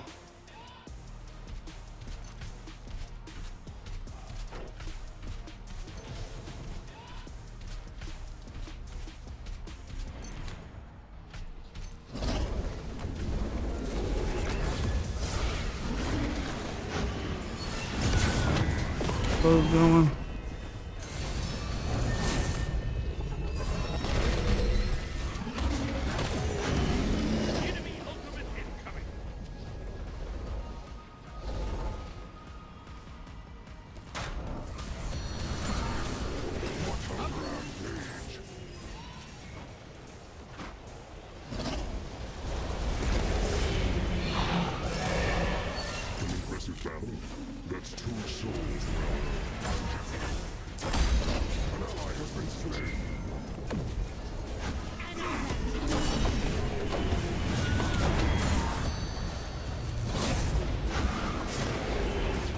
Ooh, almost had her.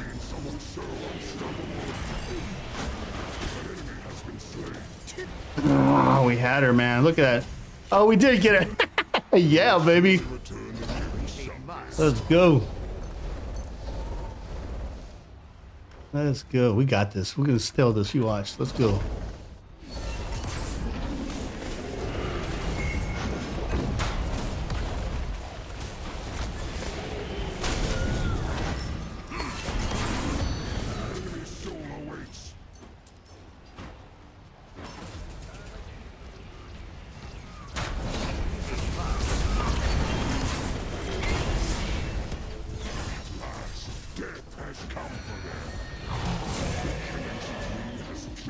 There we go, baby. Let's go.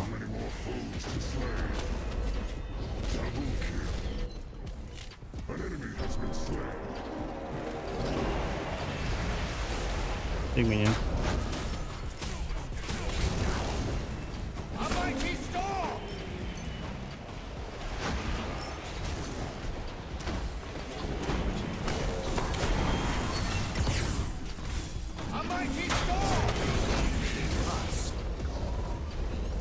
Nice.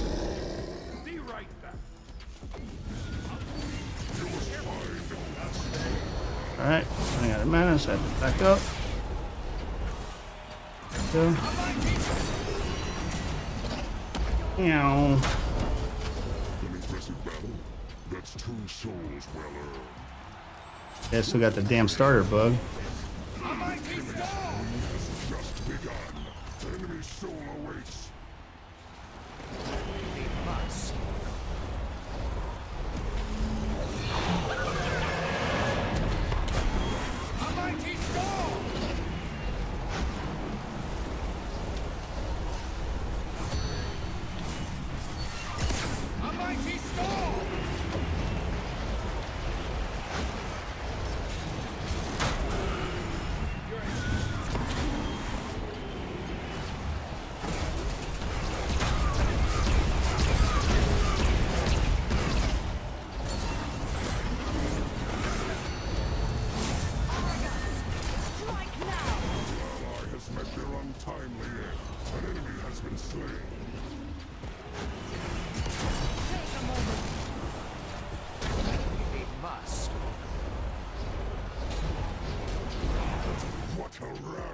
Woo, we're starting to come back, baby. We're starting to come back.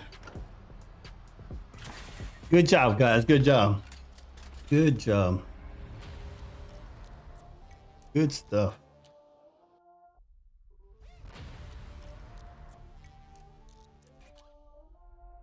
If the servers are broken in Smite 2, I mean, you can't judge Smite 2 in the first, I'd say, 30 days of gameplay, right?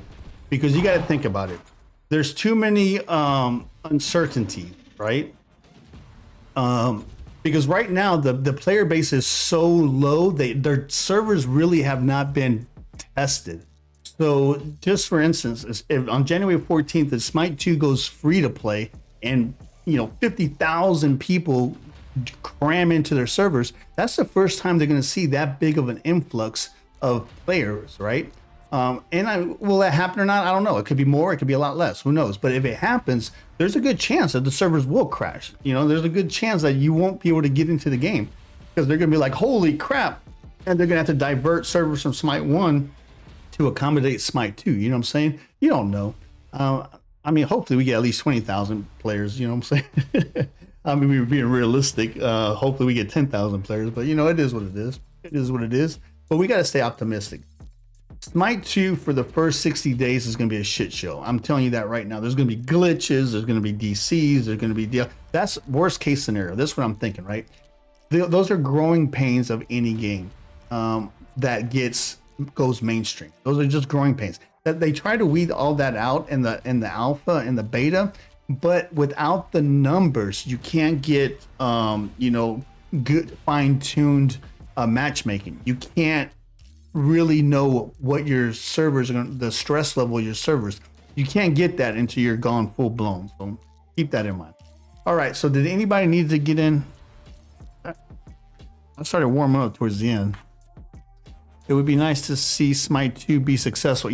I think it's going to be successful. I'm rooting for it, dude. I'm rooting for it. And not just because I'm a content creator that has Smite 2 in his portfolio, but I enjoyed the game. The reason I started doing content for Smite is because I enjoyed playing the game. You know what I'm saying? Do I enjoy playing Smite 2 right now? I don't know. I haven't got to play it since freaking the alpha for Baron. Today would have been my first time playing since then.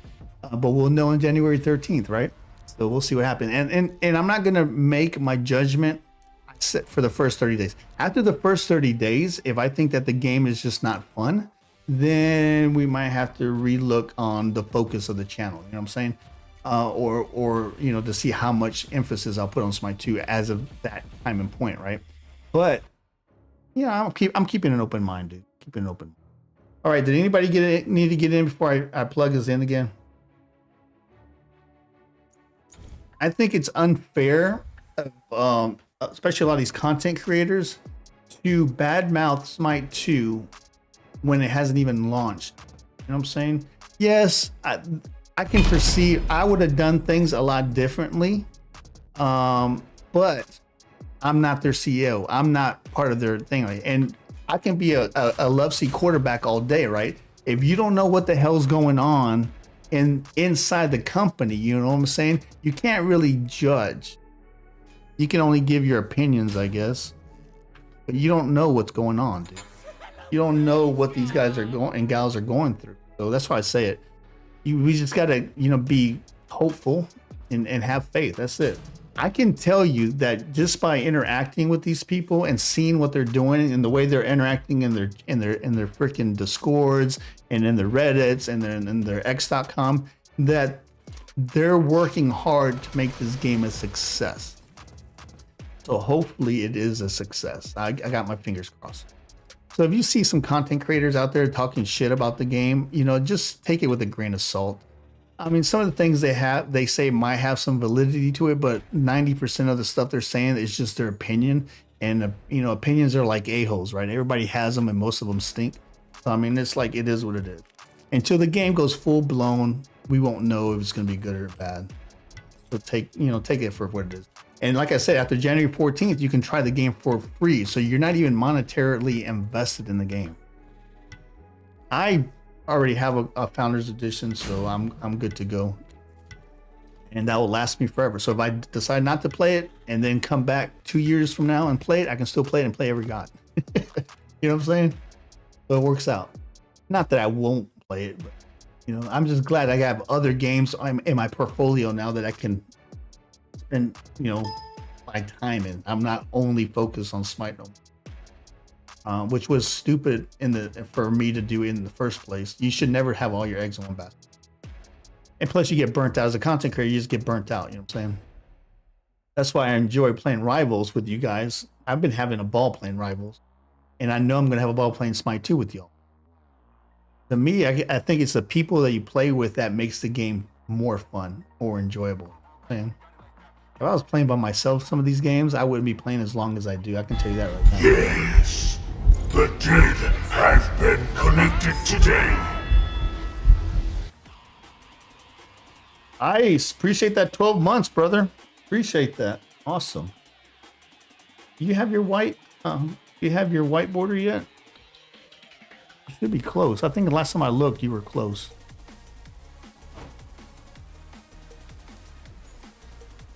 Appreciate that, my friend. Appreciate that.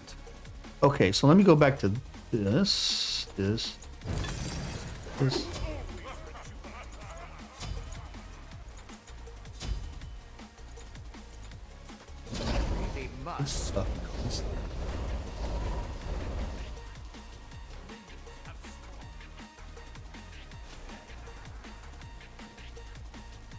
All right, so let me go ahead and drop this on now so I don't forget it later. Let me go get this before it gets snaked. Still. And we'll go ahead and get these minions.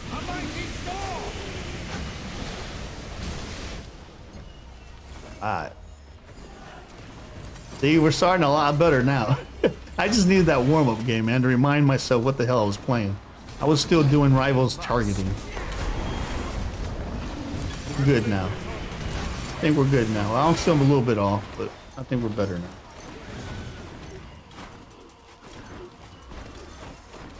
now. Alright, good stuff.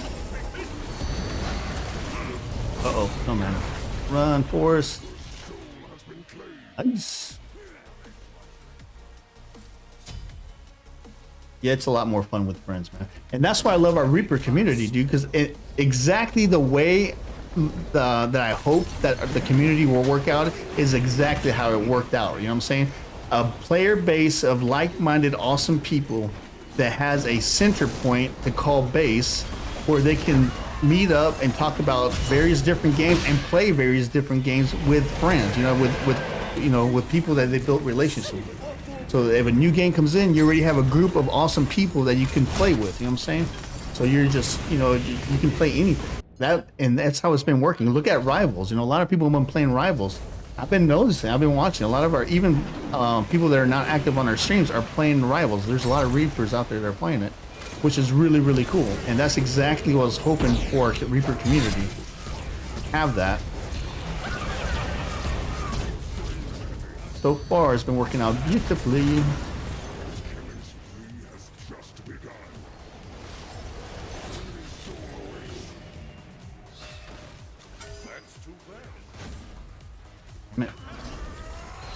Oh, I was trying to body block, dude. I couldn't get there fast enough, unfortunately. And now ran out of mana. Nice.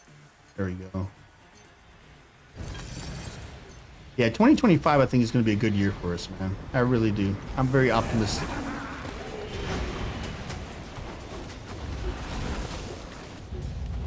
Hopefully Smite 2 will be in that future. I'm really rooting for it. But if not, you know, I mean, it is what it is. If it turns out to be a flop, then it might be a flop now, but a year or two from now, it might not. You know what I'm saying? I mean, just because it might come out of the gate, you know, like an awesome revving game. You know, we don't know. We don't know. We'll see.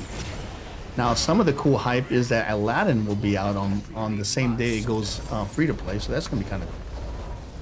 Aladdin looks very interesting, man. I was reading a little bit about him. I think when he does like his ult, I guess you can teleport somebody into the genie's lamp, and then you 1v1 them or something like that. That's what it sounded like. It was crazy. I tried to get the brother. Try to get.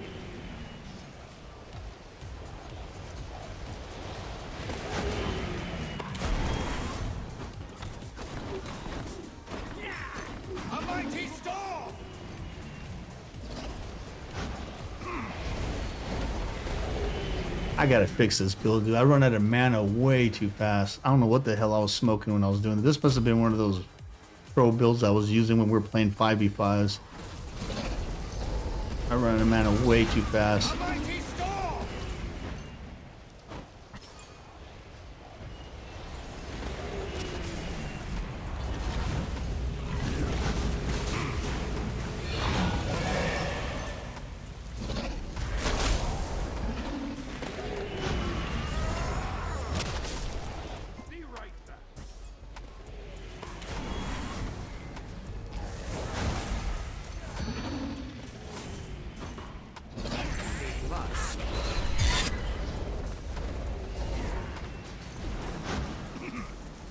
Let's try to.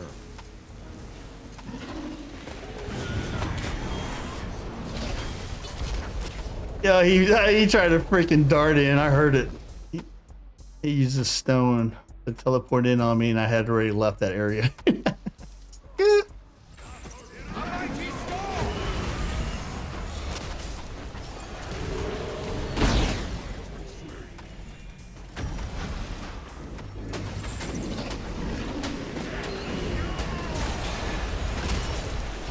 Oh, yeah. You get me in there.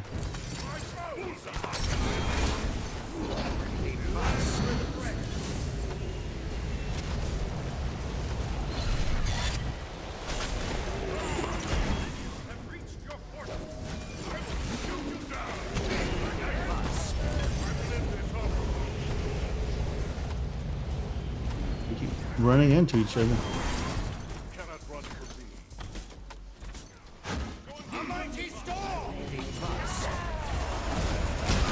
Dude, how the hell they keep getting this is bullcrap. Damn, they try to get me again. Good job. Ah. Nice. Uh-oh. I'll save you, my friend. Or not. I tried to. Oh, my aim's still bad.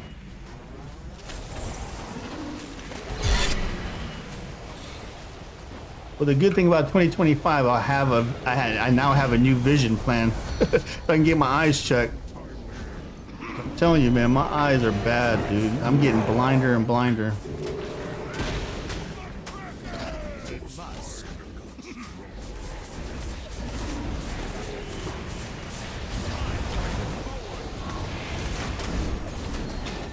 That Poseidon was chasing me the whole time.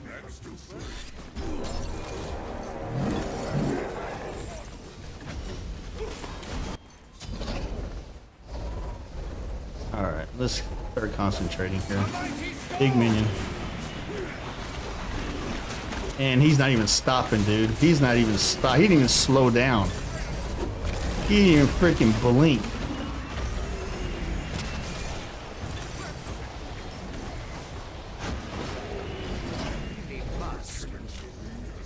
That freaking minion was like, whatever. Dude, get the hell off me. Oh, this is one of those garbage chain CC teams, ain't it? Yeah. No, not really. Well, kind of. Not really. I can't blame that. They don't have a Nox. That would have been really bad. It's just a regular team that has regular stuff. And I missed everybody doing cool like that.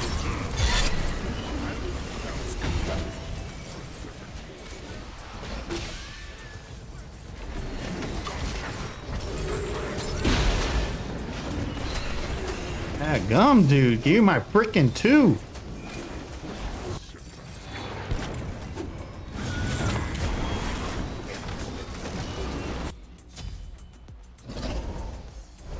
Oh yeah, the cooking videos are definitely a go. I haven't started yet. Like I said, the year just started, right? So we've had a lot of families and birthday parties and stuff like that. And when we had all those people at the house, I couldn't really set up my gear because it takes up my whole freaking kitchen. But now that all the birthdays, and because Nightwing's birthday was a couple days ago, we had a celebration for a birthday here at the house. So now that all the birthdays and holidays are done, now I can start really digging into those cooking videos. I gotta finish that stew video, dude. That stew video is pretty much done. I just gotta do a couple of voiceovers on it and I should be done with it. It's just, dude, when I got sick, that put me to, that getting sick put me behind by like 2 weeks. And then the wife got sick after me, so that didn't help. But I think I'm gonna get at least 5 videos before I go live on that channel. So I'm gonna put 5 videos up, and then I'll put the channel live. But I'll let y'all know. You guys will be my guinea pigs. You guys let me know if you guys like it. And I tell you what, there's gonna be a lot of good stuff on those cooking videos for sure. A lot of good stuff. In fact, for Nightwing's birthday, we did a pot roast, and dude, that thing came out awesome. And the videos are going to be not just about good food, but easy to make good food that the most novice of novice could do it with minimal freaking time invested. You know what I'm saying? You have to like do 1,000 different things. The complexity will be very minor, but you'll be able to get restaurant quality food. As you guys saw with those chicken wings, right? That was pretty easy. You'd be surprised how many people couldn't make chicken wings. The ribs one's gonna be really good. You guys, I think you guys are gonna really like the ribs one.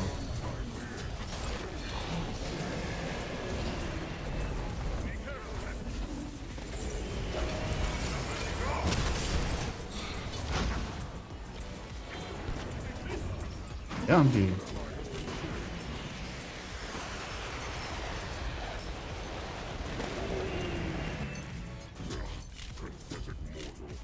A mighty storm! We need us.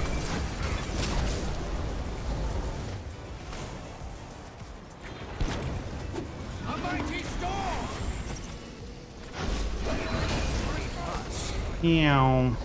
Getting those slows on with that gym of isolation. Help our peeps out. Okay, so I think I was buying the wrong bracer earlier because that color on this bracer is different. This one's purple the way it should have been. The one I was getting before was a yellow color. So I think I was so damn stupid I was getting the wrong bracer on top of it. So how's that for being a noob?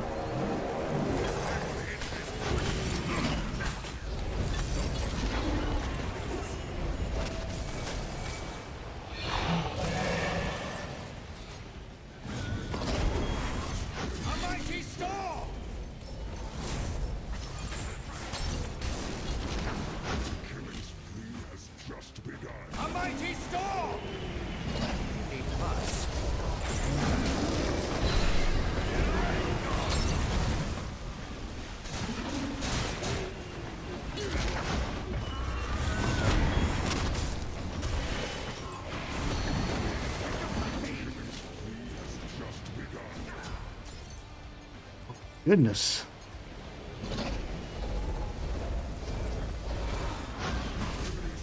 A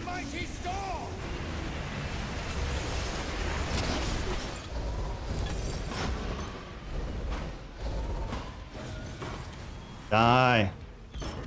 Good lord.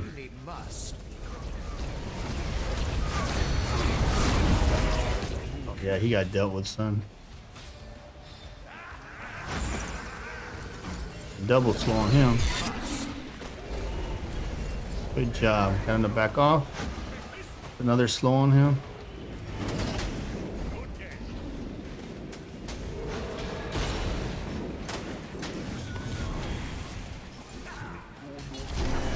Dude, that freaking Poseidon has his Nikes on, man. He's fast as crap.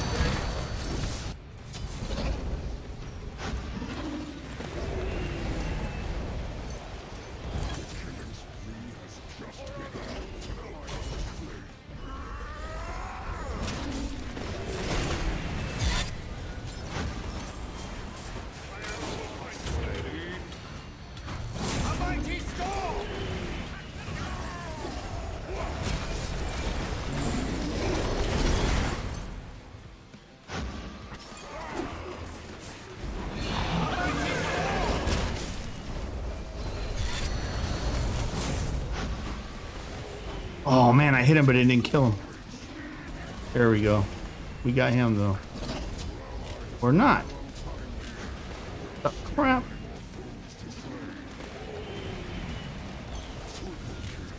Nice. Picked them up. Very nice.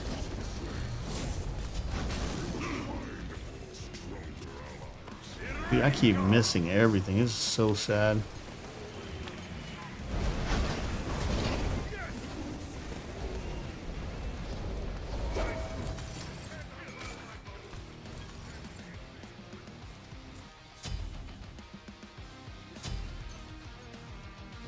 Alright, let's go.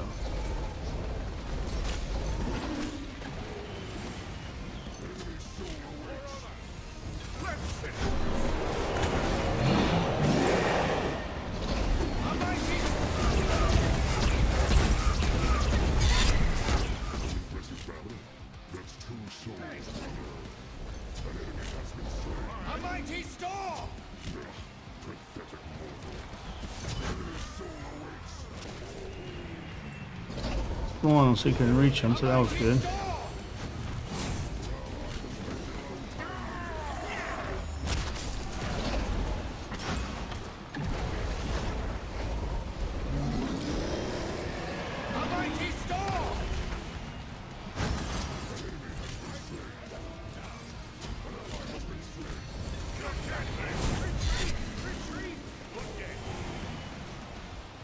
Let's slow on him. And ooh, we're coming back, baby. We're coming back, dude. I was playing like garbage. I'm playing like garbage today. So I gotta change that build though. That build is annoying as hell. I gotta change that. That's horrible, horrible.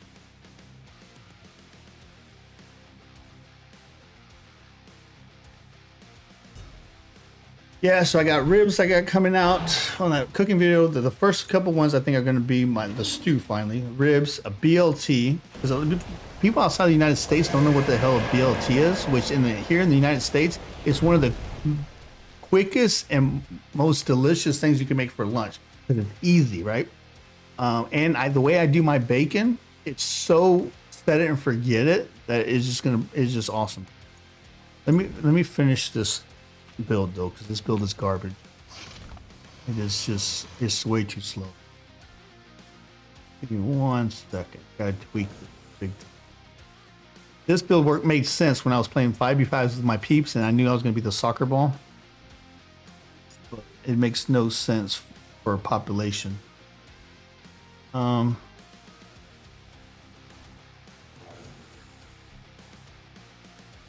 want that or do I want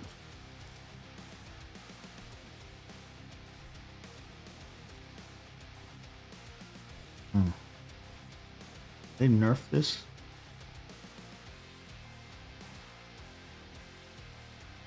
Now let's go with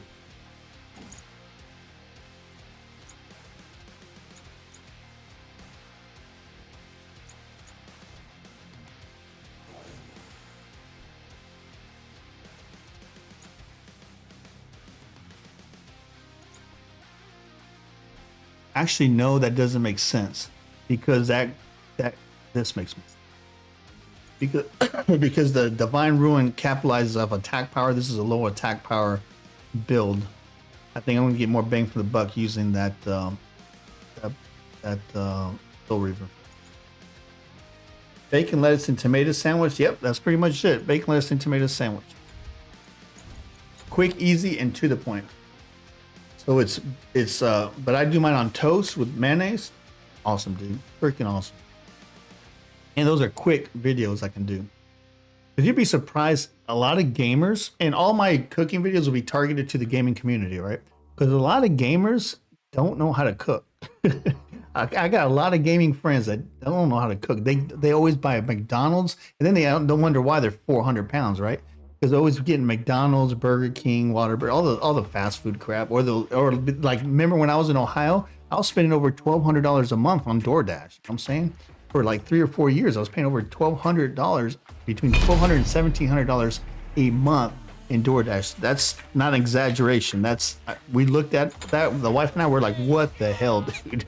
So the whole point behind that channel, and it's gonna be a separate channel, is to help people like that, right? That maybe need some ideas on some stuff. Because a lot of the stuff I cook, I don't sit there slaving, dude. I'd set some stuff up, go play a couple, do a little. I set my timer on my watch radar. Actually, if I'm using my grill has an app, so I can see what's going on my phone. And I'm playing World of Warcraft or Smite or something while I'm cooking. It's awesome.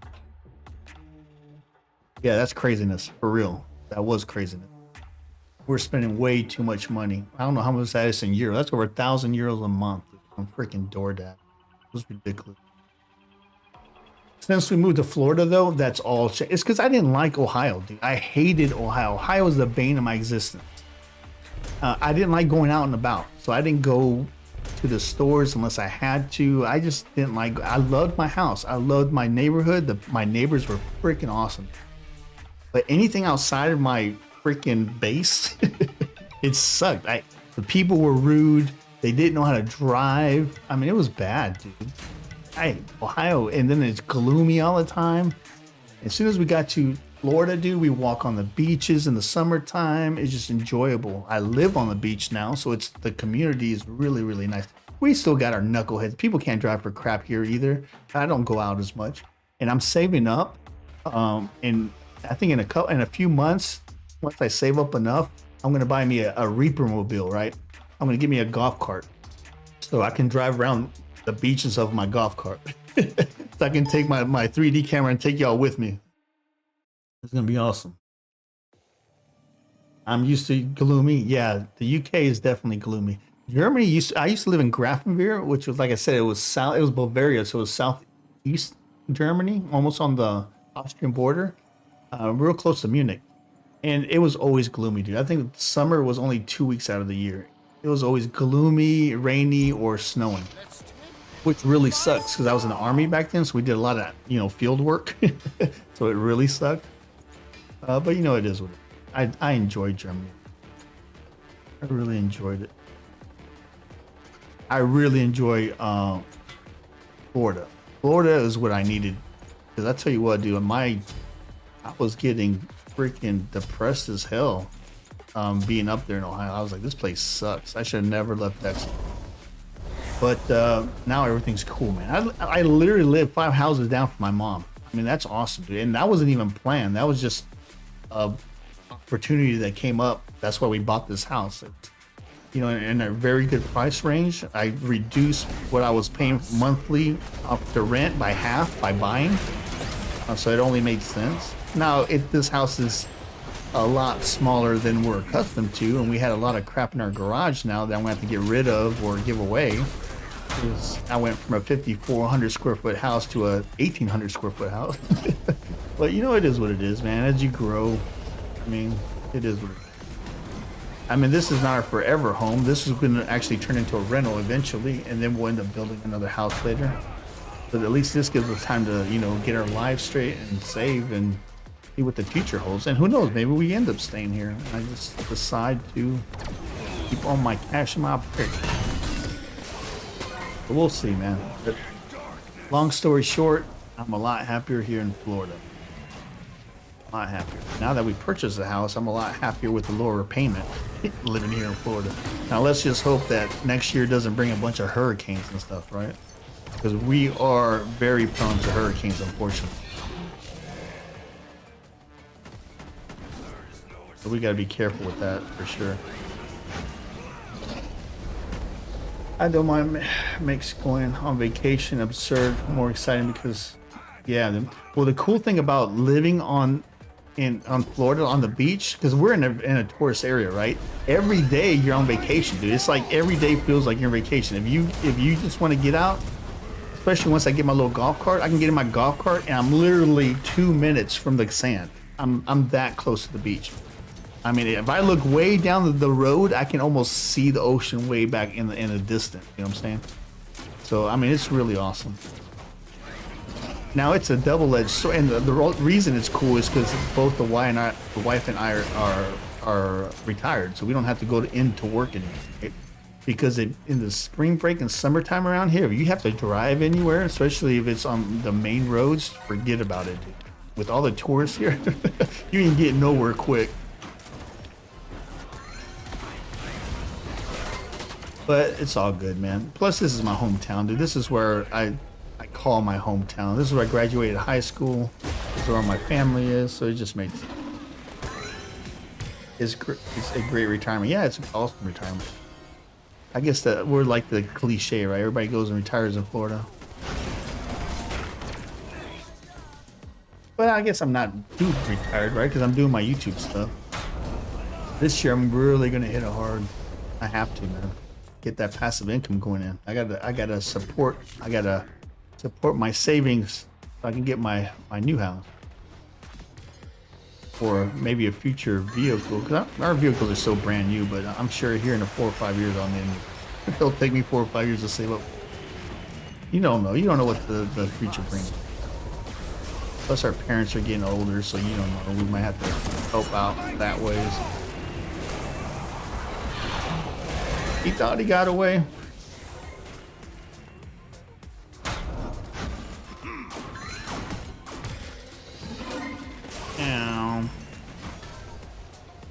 I think that cooking video or the cooking video channel, I think is going to be really good. And I think once Smite2 starts picking up, I think this channel is going to start picking up also. There's a lot of content creators, like I said, that got burnt or that burnt out because of the Smite1, Smite2 transition. So a lot of them gave up on Smite. So, but their audiences are still going to be there, right? At least the majority of them. So they're going to need somewhere to go. So hell, even by process of elimination, we actually might grow our channel a lot faster than anticipated, right? So that would be awesome. I mean, I hate to, capitalize on other people's sorrows, but hey, man, it is what it is. I'll take it. You'd be surprised how many people will be like, man, I'm glad I just found your channel. I was like, what the hell you mean you just found my channel? Dude, it's been out there for like 4 years. It's because of the YouTube algorithm, man. Unless people are specifically looking for arena, sometimes it's hard to find. They just look for Smite. A lot of times it just doesn't come up. There's so many Smite videos.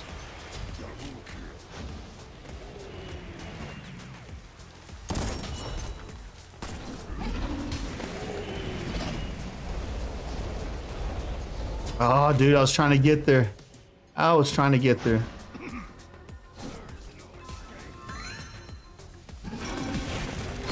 Man, team came up. They're like, what's up? They're coming out of everywhere. Thank you, whoever saved me. I know it was Medusa and somebody else. Thank you very much.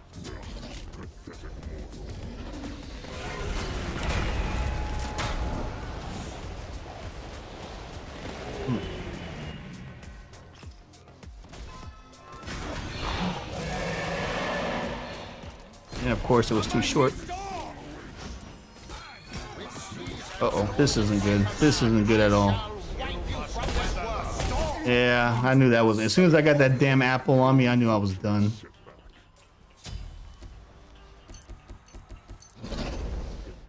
Apple. Our team is doing outstanding, though. Really good. My brother and his wife and kids are going to Disneyland, Florida. Oh, that's cool, man. Yeah, here in the near future, we're gonna go to. Well, I'm gonna take a family trip to Universal. So Nightwing's gonna actually come with me, and then my other son, not Undead Monk, but Bands on the Wall. Somebody you guys probably never even heard me talk about. He's coming with us, and then you know a bunch of families. So it's gonna be a big family, a bunch of nerds out there in Hogwarts up there at Universal. So that should be freaking hilarious. And maybe I'll take some pictures of that. We'll see. He's just been so busy, man, with real life. He hasn't been able to game at all, really. It's been very hard. But that's, you know, what happens when you start adulting, right?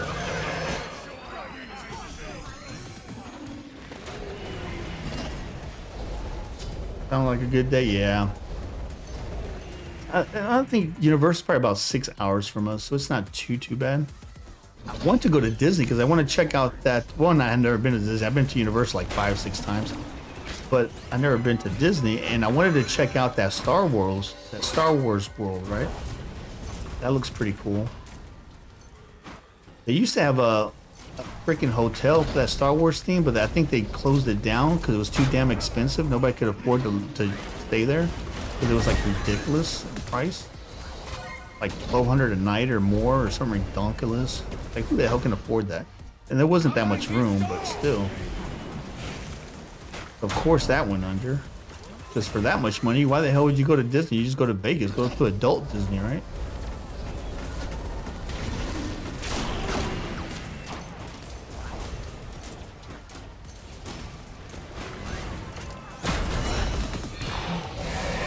Oh, he went right, left instead of right. That sucked.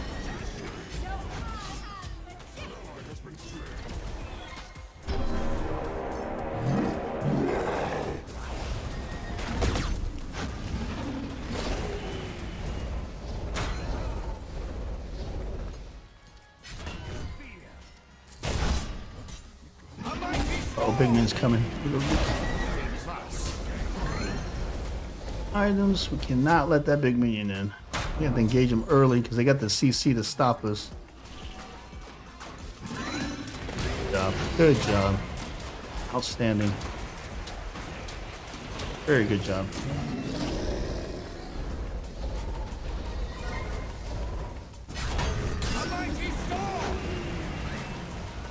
My aim sucks so bad today. Thank God we're playing with the Reapers. They'd be talking so much crap right now. This dude sucks! Oh, come on. Yeah, of course you can keep me off the Ricky. You know, that's fine, you.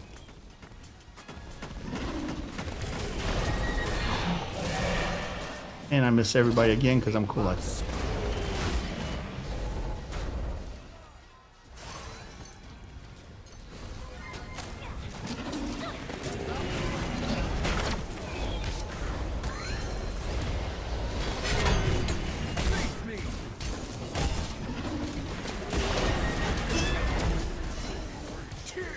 Yeah, we got that damn minion in though, didn't we?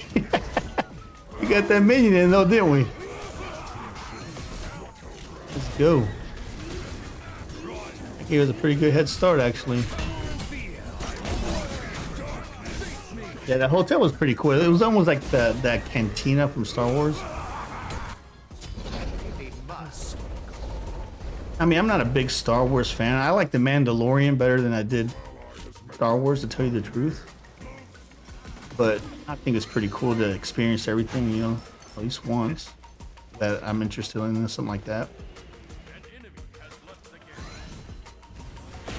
I mean, if they had something themed like Witcher theme, that Middle East, that you know, that time era, that would be awesome too. Middle Ages type theme. I would stay there.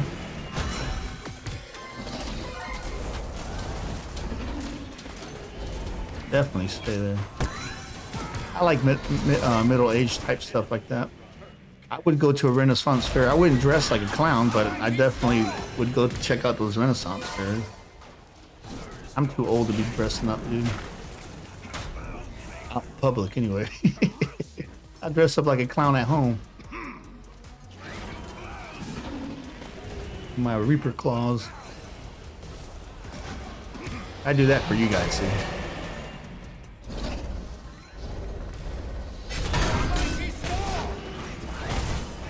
Come on.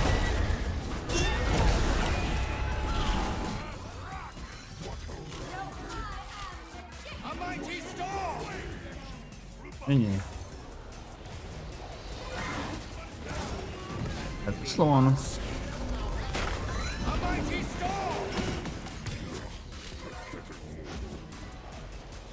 On him again. Oh, dude, they're closing the gap. Gotta be careful.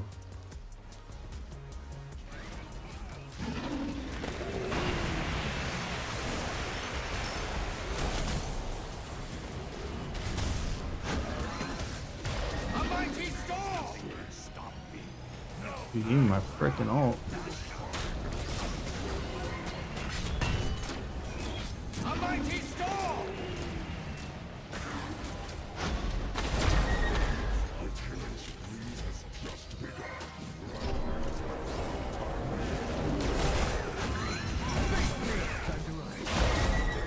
Crap.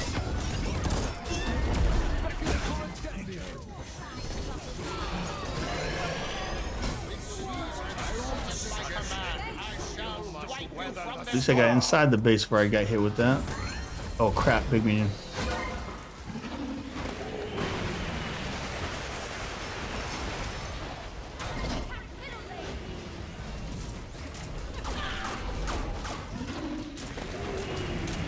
Good job.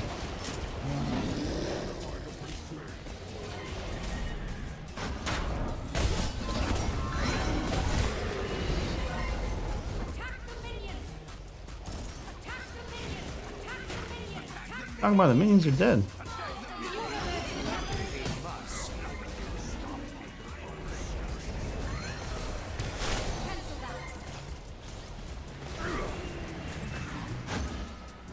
Ooh.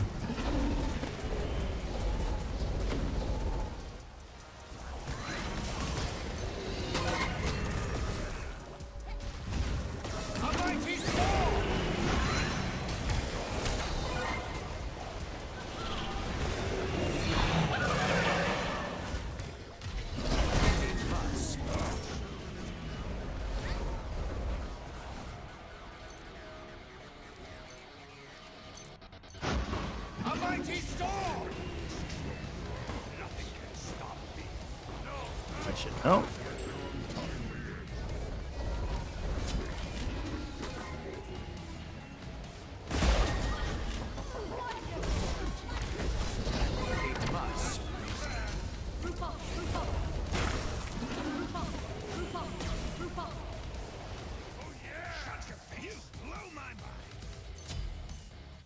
Yeah.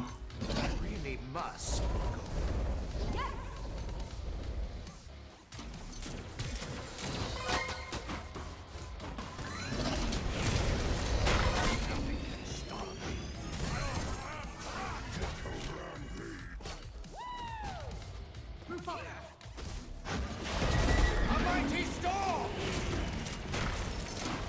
Ooh, we cleared those minions, boy.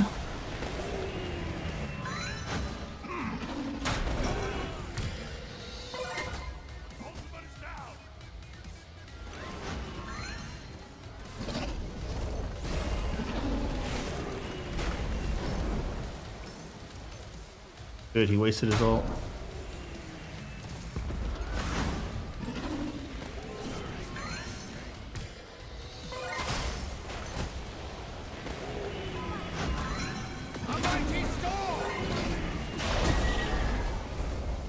Yeah, I saw that Lancelot coming. Boy, I got the hell out of dodge.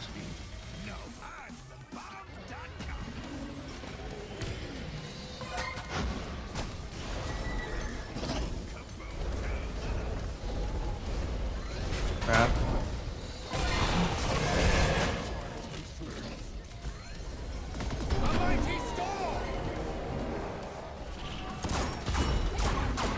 Ah.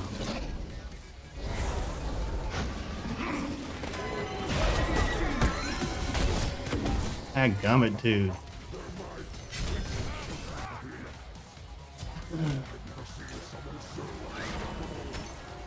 I'll look and see. I think we might have one or two spots. I can't remember. We'll look. Uh oh, big minion.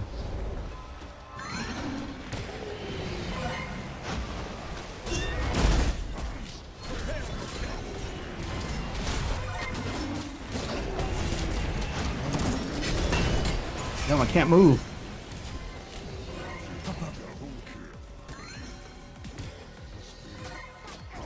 This is so aggravating. Alright. Oh. Oh, when I quit, you stupid pug. Dude, nothing's changed.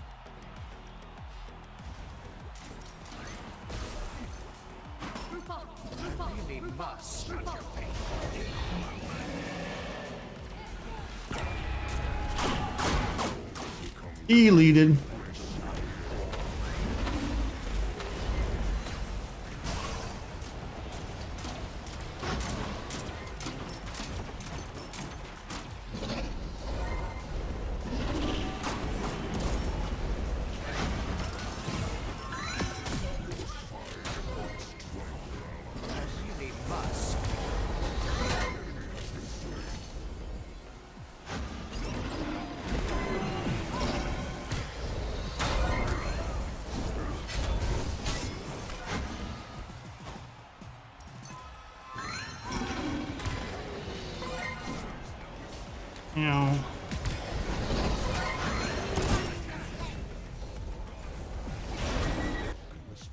Oh, that my game glitched on me for a second there. Let's see what we got going. Dude, I'm playing horrible today. That one, I think I did more damage that game though. I could be. I'm just not feeling it, man. To tell you the truth, I'm just going through the motions. I'm just like, man. Maybe it's because I know that Smite1 is coming out next week, so it's just like, eh. Yeah, I knew I did better that time. Better. All right. Yeah, and where's TMB at? Is he logging in?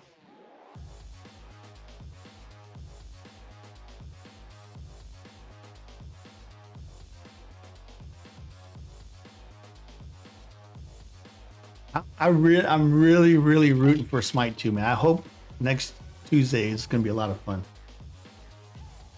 For those that are just joining us that missed the update, Smite1 is going free to play on January 14th. Next Tuesday, after that update goes through next Tuesday, you should be able to log in for free Smite1. You're here? Do I not have you on my friends list? How do I not have you on my friends list?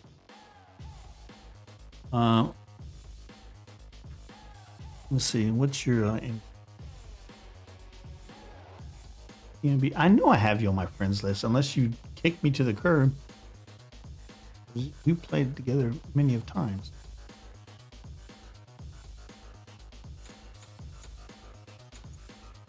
Maybe not. There we go. That works.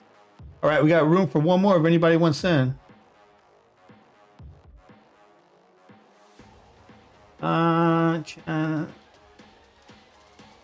Nation, but his name down first if he's still here. Oh, Heck Nation. Are you in here?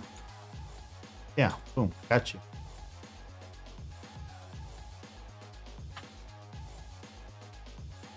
Thanks for pointing that out. Appreciate that, UK Paul. I get so freaking blind sometimes. Okay, we got everybody in here now. Nice. Yeah, because that would have been a dick move if I would have skipped him. All right, so we're good now. List is clear. We got a full Reaper squad, so we're good to go. Let's go. Let me check my Discordia build, man, because I'm just not cutting the mustard with the Cuckoo today. Was helping me to stay alive, man. He was carrying my butt today. Ice was definitely carrying my butt today. Holy crap. I couldn't aim for crap. I don't know what's going on. Okay. So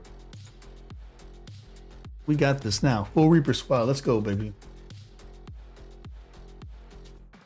Let's go. For y'all that are enjoying Marvel Rivals, there are some huge updates coming for Marvel Rivals in the near future that look very interesting.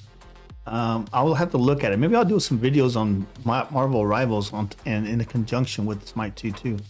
Give some update videos. I've been noticing though, a lot of our Reapers have been playing that game. So that's cool.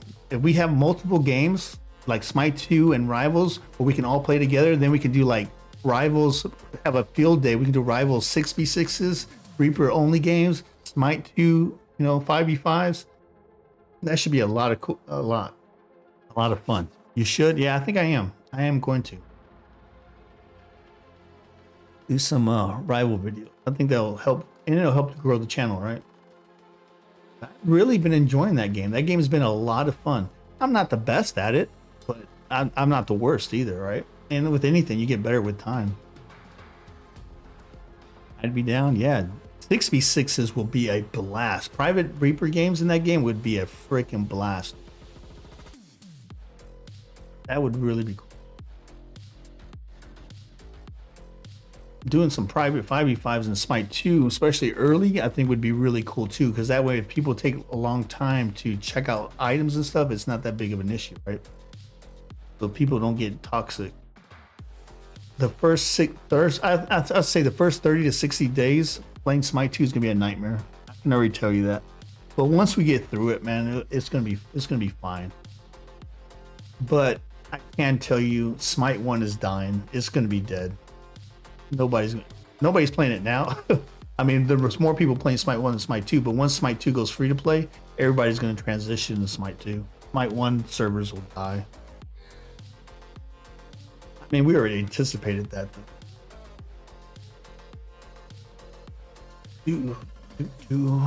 Why is this taking so long? Oh, what did I get? Is there a battle pass active right now? I thought the battle pass was over. No, bigger than crap. Oh, we still got 15 days on this. Oh, smack. What do I care? It's like, what do I care? After Tuesday, we probably won't even play this game no more. We'll see. So silly. It's very awkward for content creators with this new Smite1, Smite 2 transition. I was very surprised that Incon kid or Icon, however the hell you say his name, that he ended up giving up on Smite. Because dude, that's been his whole life for like years. I mean, he's been doing Smite for it has to be like 10 years or something. His channel has been around for a long time. He used to do the esports for it.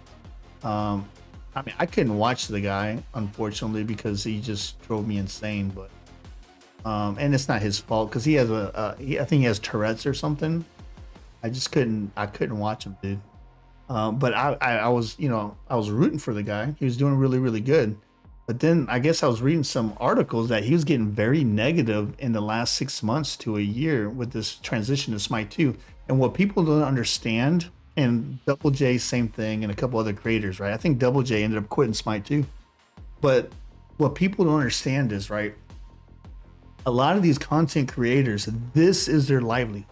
They put all their eggs in one basket, and Smite1 was making them their money to live. They didn't have a second job. They're streaming and doing this game. So when the numbers went down, well, guess what? Viewership goes down, and then interest goes down. So therefore, their revenue goes down. Weekend, who's probably the top Smite creator, he does conquest stuff. He even took a step back because he was getting, I'm strategic, maybe because I was in the military, right? I was very strategic, and I watched these guys when they were streaming their numbers, right? They used to have thousands of people watching on Twitch. Their videos were getting, tens of thousands, and some of them even up to 100,000 views. And I was watching these numbers dwindle and dwindle and dwindle. So I knew that it was getting bad. But for a lot of these guys, that's why they get so sour, It's not that they're negative people. It's just that you got to imagine, dude. Imagine if this was your livelihood and now, you know, you can't make rent. You're stressed out about paying for medication now. You're stressed out because you can't afford your car payment. You're stressed out because you don't know how you're going to pay your mortgage. You know what I'm saying? And it's nobody's fault. I mean, it's, you know, to each his own. But and I'm not making excuses for these people being negative, but I understand. You know what I'm saying? And a lot of people, they see things like this and they're like, oh, this guy's just a dick. He's being negative. No, dude, the guy's probably under a lot of pressure. You know what I'm saying? A lot of these creators are a lot of pressure. Unlike myself, that had a full career, a whole life, you know, and I was at the top of my game. You know, I was at freaking CEO level in the military, you know, and after that I worked as a defense guy. I was on the F-31 stealth program, you know what I'm saying? So I built me up, you know, a good portfolio where both the wife and I were able to retire at 48 years old, you know what I'm saying? Not everybody has that luxury. So I'm sitting here, you know, playing with y'all, but this is not my, dude, our channel only makes like $200 or $300 a month. I mean, you know what I'm saying? I used to make more in my first 2 hours of work when I was working with Lockheed than this whole channel makes in the whole year. You know what I'm saying? I would make more money before lunch at working for Lockheed on the F-35 program than this whole channel makes in a whole year. In 3 days of working at Lockheed makes more money than this channel has ever made in the history of the channel. You know what I'm saying? That's what I'm saying, dude. A lot of these guys, they don't have that luxury. So, I mean, I can understand their stress level and I can understand why a lot of people got negative. So, you know, so that's why people, all I'm saying is before people judge others out there, because I've been seeing a lot of negativity on Reddit and X.com, just think about, you know, the other guy, be in his shoes for a second and imagine if that was you know what I'm saying? And I guess that's my back to school. Kids, stay in school, get your degree. Stay in school. Like, you know, my grandkids and stuff, they're like, oh, they're so happy I'm a YouTube content creator. I was like, yeah, that's cool. Your butt's still going to college, son. You're still going to go get your degree. You can do what the hell you want on the side, but you're still going to get your degree. Go out there and see the world, man. Oh. See how my mind just rambles off? It's because last night before I went to bed, I was going through a lot of articles trying to catch up on Smite because I haven't done crap with Smite in over 3 months since the last stream we did. And that's when I was seeing all these articles, you know, on Double J and Icon, or how the hell you say the kid's name, just getting negative and walking away from Smite. I guess he's playing Predecessor or some crap. And then Weekend coming back. He took a break too, and he's just coming back also. I took a break, but I did it because I didn't want to turn negative. You know, I wanted to see this with fresh eyes and not be swayed in any negative way. That way it gets but not a lot of people don't think like that. I'm to each his own. Hopefully, I wish everybody in the content creation world and anybody else the best, and hopefully they find something that makes them happy again. With that said, I ain't mad at the fact that hopefully we will pick up some of their viewership, right? Because I mean, hell, even if you're the worst content creator for Smite, if there's only 4 of y'all, you know, you might get at least a couple more subs that way. It works out. And with us being the only arena channel, that definitely helps out. Get Ricochet. Oh, not enough Ricochet. I'm hoping to break 6,000 this year, man. This was my worst year for subs, but then again, it was the worst year for actually me doing videos, right? I didn't put in probably about 25% of the videos I normally did in the years prior, so I have nobody to blame but myself. But with that said, there just wasn't enough content to make it interesting. I'm not going to make videos just to make videos. Okay? Now, streaming has been awesome. That's what's helped me to stay afloat, really. We had a lot of generous people in 2024 that made streaming way more profitable for me than the videos, which was awesome. Really awesome. But videos is where it's at, dude. That's where you get that passive income. And that way I can, you know, branch out to do other stuff. Nothing sucks more for a content creator than doing a video and then only have like 100 views on it. And you're like, dude, it took me freaking 8 hours to do this damn video and only 100 people even looked at it. That's how it is. When I first started, that's how it was. But I was like, I don't care, you know. I never gave up, and I still will never give up. You know me, I never have 650. I don't care how bad it gets. That's just my mentality. So I'm really rooting for Smite 2, dude. I'm really rooting for it. Because if Smite 2 flops, all those people that we see on those update shows and stuff, they're out of a job, dude. Because I'm telling you right now, if Smite, I don't have their inside, you know, finance information, but in my personal opinion, if I was to, you know, think this through, if Smite 2 flops, all those people, Smite High-Res is going bankrupt, dude. They have no other game that I can think of that's making them money. Smite1 was their only way of income, and that's dead. So all their eggs are in the Smite 2 basket. If that flops, all those people are going to end up losing their jobs, and it's going to be very sad. Because while we don't really know them personally, you know, we've seen them so much that they're very familiar, right? So they're almost like family in a ways. Or at least strong friendships, even though you don't really know them, because you see them. You want to, you want to see them do well. At least that's how I think. It would really hurt me to see those people lose their jobs. Not that they can't get another one, because a lot of those people, I'm sure, are very talented. So we hopefully will make my team. I think we will. I think it will. I think it'll be rough, like I said, for the first 60 days or so, and then it'll start picking up. Especially if we start getting some nice positivity from the content creation side of the house. It's really gonna help out. Because that's the thing, dude. If you're a content creator that has 100,000 subscribers, and you say that something sucks, dude, you're saying something sucks to a minimum of 100,000 people are seeing that you think that sucks. And a lot of people, you know, they want to be liked and accepted, so they will believe what you believe just because you believe it, because they like you. You know what I'm saying? So they, you know, they don't want to offend you. So next thing you know, then everybody's going around saying, "Oh, that game sucks." When you know, when they don't really know what the hell they're talking about. So that's why I really don't listen too much to what other people say and try to, you know, check things out for myself no matter what I do. Like a movie, right? Movie freaking people are usually pretty damn stupid. I remember when I used to watch, oh, this movie only got, you know, 1 thumbs up. It sucked. And next thing you know, I watched it, I'm like, dude, this movie was actually pretty good. I don't know what the hell they were talking about.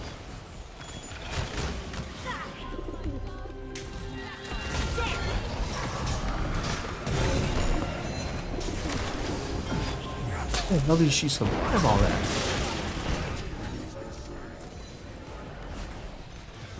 There we go, baby.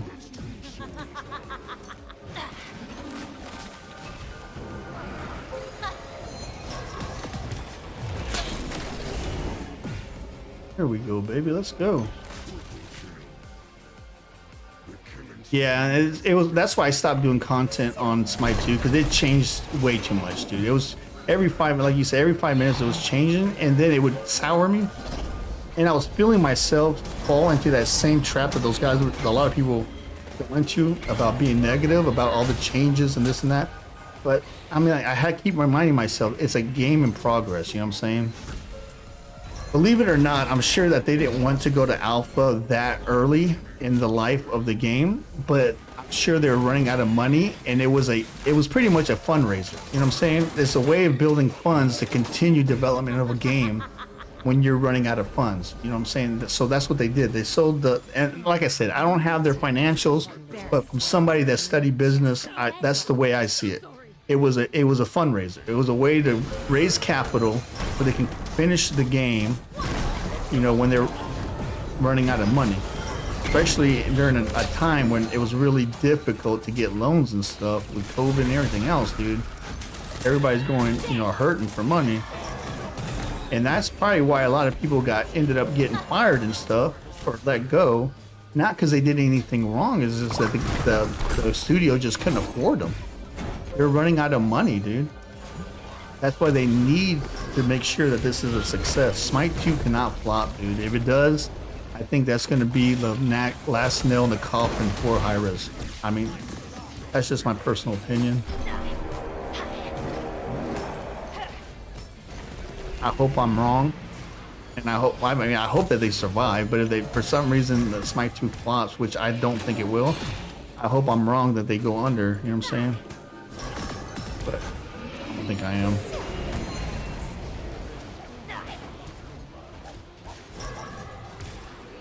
You gotta think about it. If Smite 2 dropped, Smite 1 numbers will never be the same again.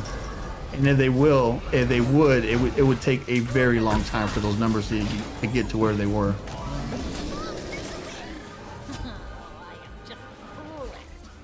And by that time, it's already too late. The damage is already done.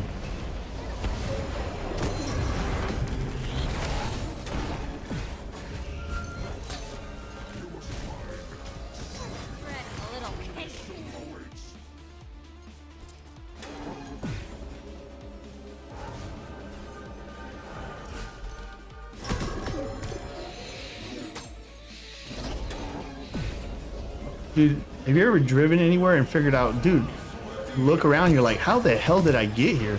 That's how I feel right now. I've been running my mouth so much, like that old guy on the rocking chair telling people to get the hell off their lawn, that I didn't even know that we're this deep into the game. I don't even know what the hell I've done this whole game. Have I even killed anybody? No.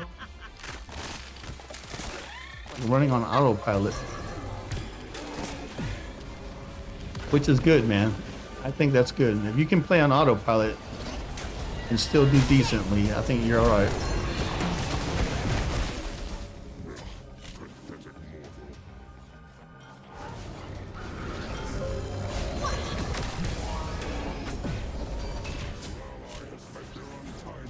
Oh, I see you coming.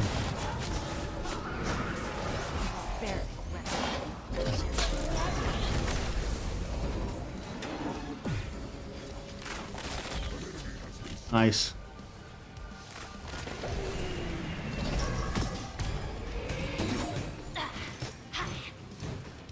Very nice. They try to freaking shoehorn us in. You guys shut that crap down. That was outstanding.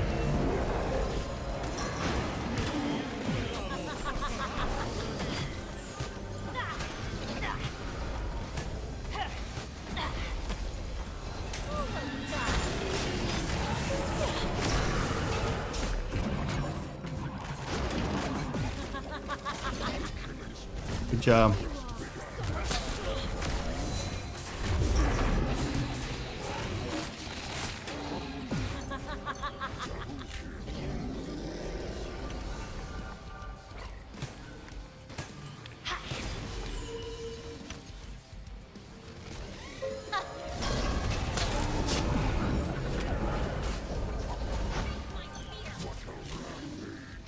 Good job. Shut that crap down.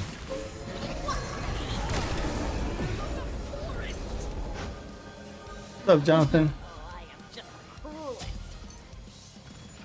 Oh, that's awesome, dude. Appreciate you tuning in while you're at work.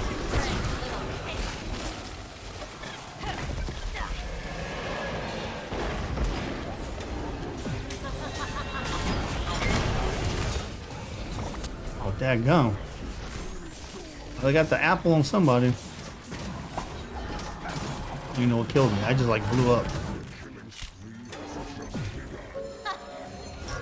Gotcha. Peekaboo, MFer.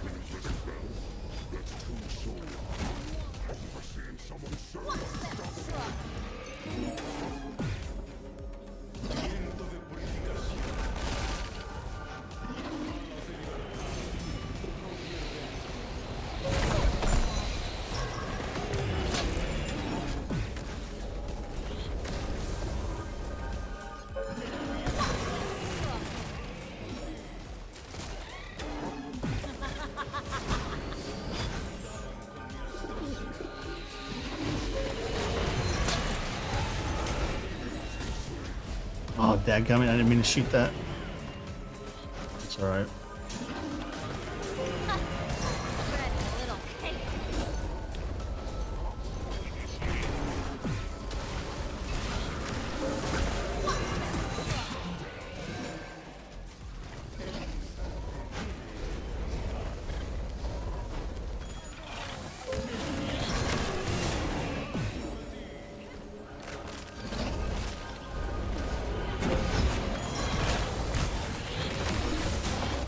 Gum, I can't see crap.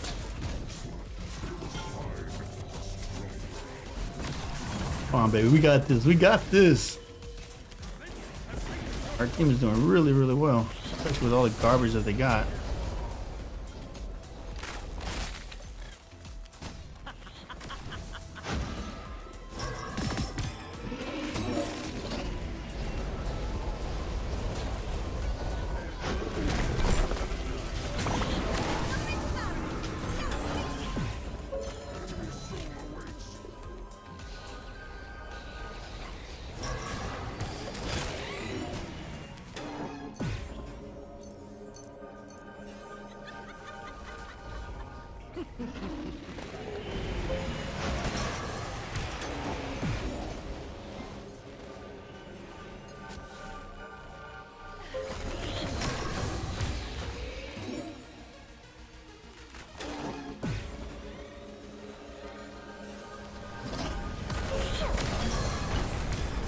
Crap.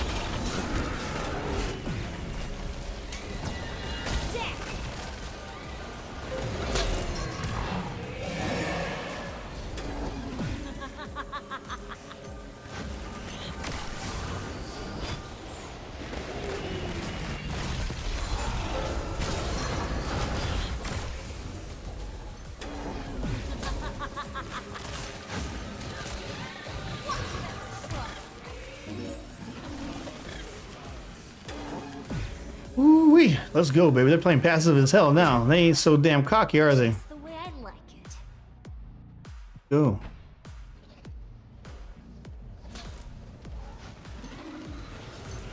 Oh yeah, you've been playing Discordia a lot more now? That's awesome, dude. Yeah, she's the good anti-CC god for me. And they have a lot of garbage CC. I love playing her, dude. Oh, see ya. See ya. Very, very nice. Still many more foes to slay. The killing spree has just begun.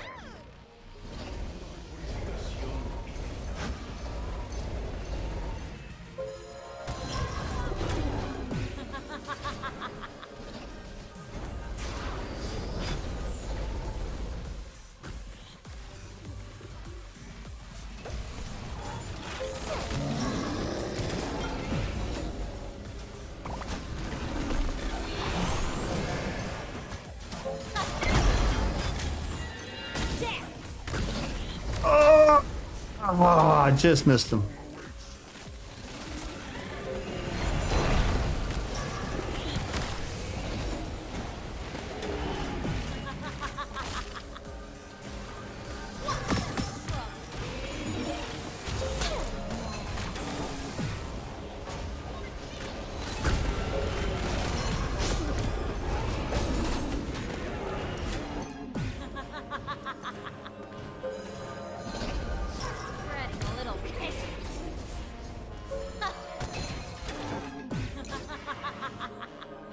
Ooh-wee. Let's go, baby. We got this. Barbaric weapon. Just the way I like it.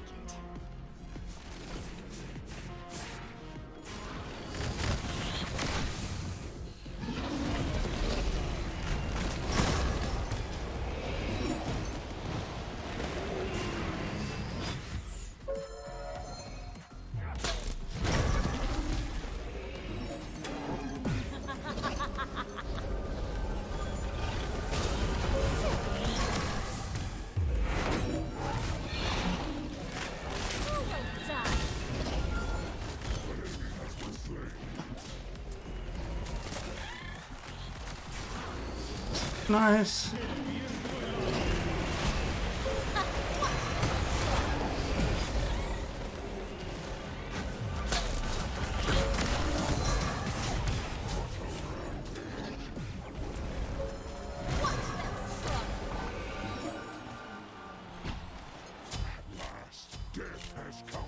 Uh-oh, that was a lot of points.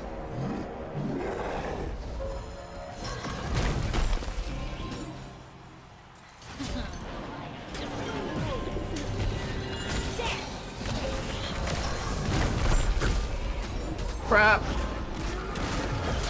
Ooh. Got in just in time, dude. Just in the nick of time. Oh, we gotta get that big minion. Beautiful job. Beautiful job.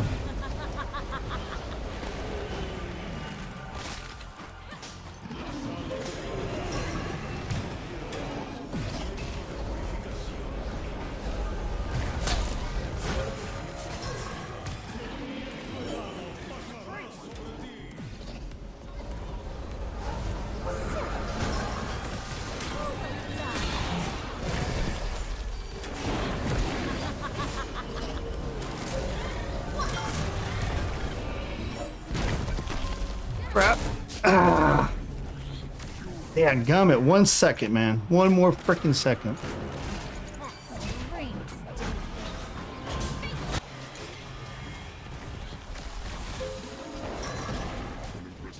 Ah, so close. Look at that jet. That Geb was almost dead, dude.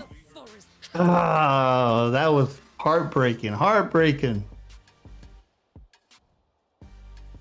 I love Discordia, dude. Yeah, I was very unlucky, man. Very unlucky. But it goes like that sometimes.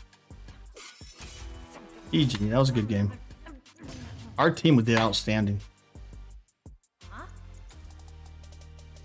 What was all this? Oh, stuff I got for the battle pass. Yeah, not bad. 29.50. I'll take it. Take it. All right, let's play one more. Play one more. Play one more. We'll keep. The crap is all this? Holy crap. Did they like quadruple frickin'? Did they quadruple the progression for today or something? That gum.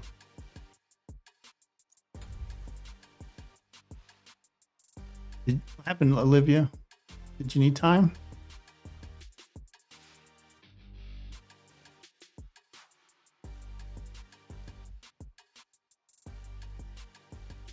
Did they have Discordian Smite too? I can't remember. I don't think they do they?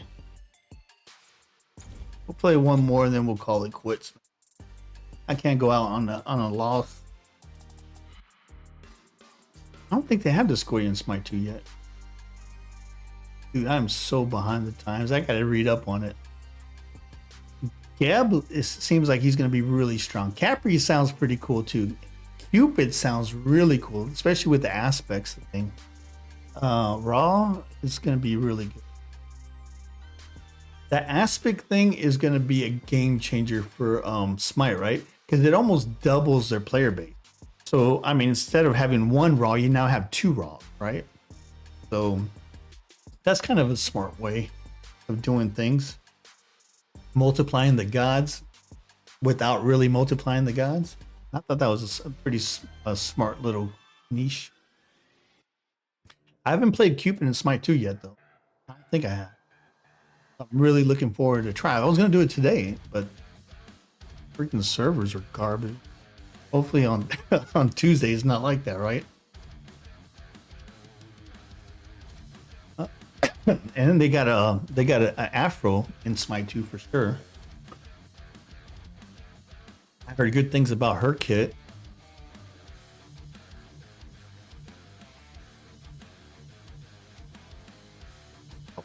I want to see what the new aspect is going to be for Cuckoo. That should be interesting.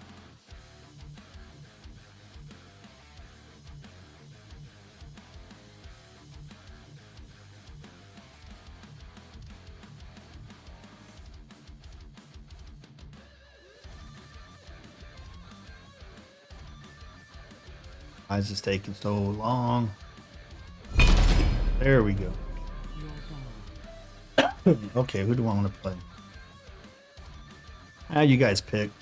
I'll fill in. You guys pick what you want. I'll fill in. I'll fill in.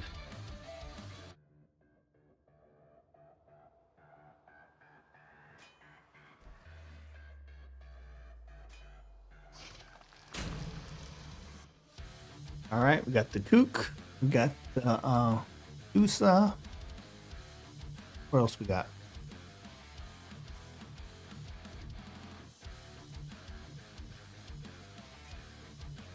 New Wah, one of my favorites. Ooh, okay, cool. That gives me coop. Thank you. I'm packing heat. I'm packing heat. Who should I play? Should I play the? Oh, should I play this guy? Please.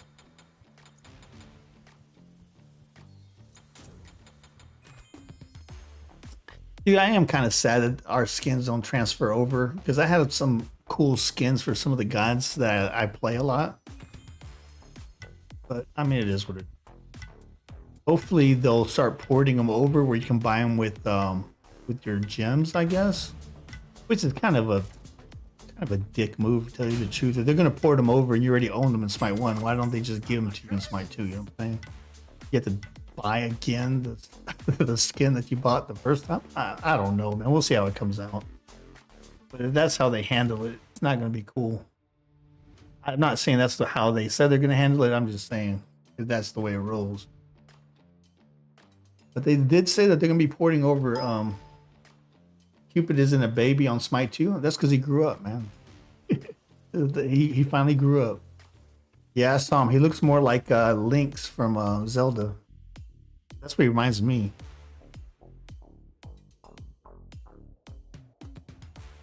Looks like the Legend of Zelda guy. You are in the presence of the gruesome twosome. Twosome.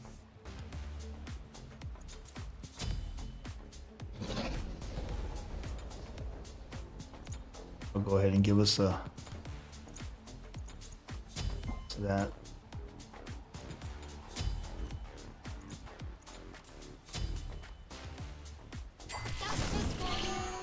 Now I heard that Cupid's heart bombs actually do damage. I've been asking for that for so long. I always thought that Cupid's heart should be like a landmines, right? Where it heals your allies, but it causes damage to the enemy. I thought that would have been a really cool twist to it, Cupid. And I think that they might have done that in Smite 2. I'm not sure, but I think I read that his hearts do damage. So I wanted to check that out.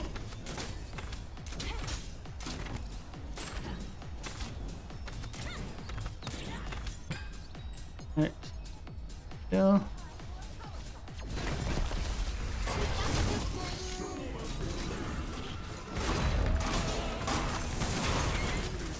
Nice.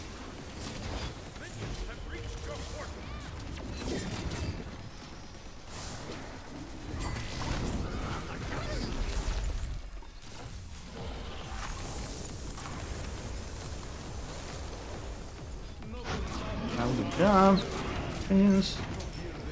No need chasing it down for no reason.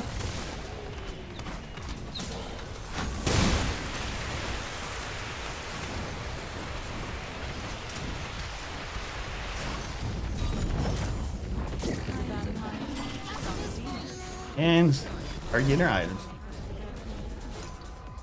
I don't think I really like the Smite 2 model for Cupid. I like his baby model better. I wish they would have just made that one look better instead of recreating it all together. But that's just my personal opinion, dude. Maybe because I'm just used to seeing them like that. I don't know.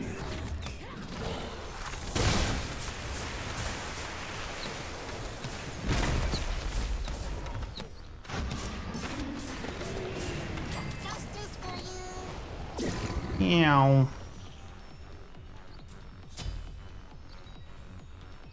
A lot of people are liking the Zeus changes. I don't like Zeus in Smite 2, but then again, I haven't really played them enough, I guess, to really see if I like them or not.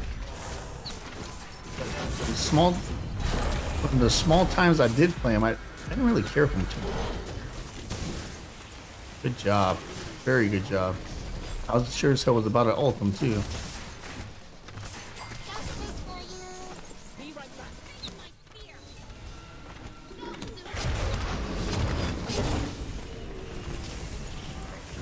Jumped out of nowhere, dude.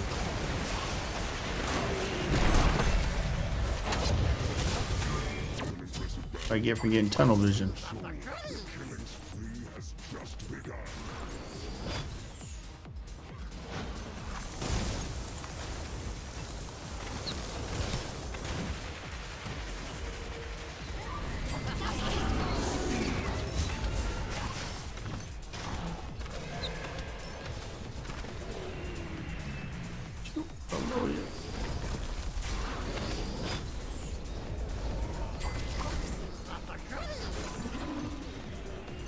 Kill our peeps.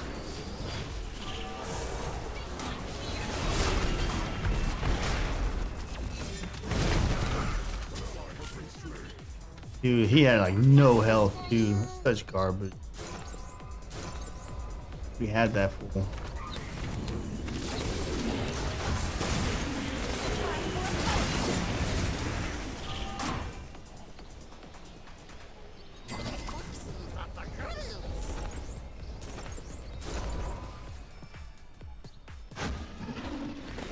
They're playing so damn. I hate these passive teams, dude. It just makes the game so damn boring.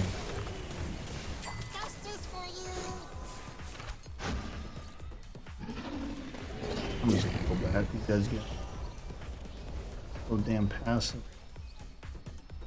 Ew.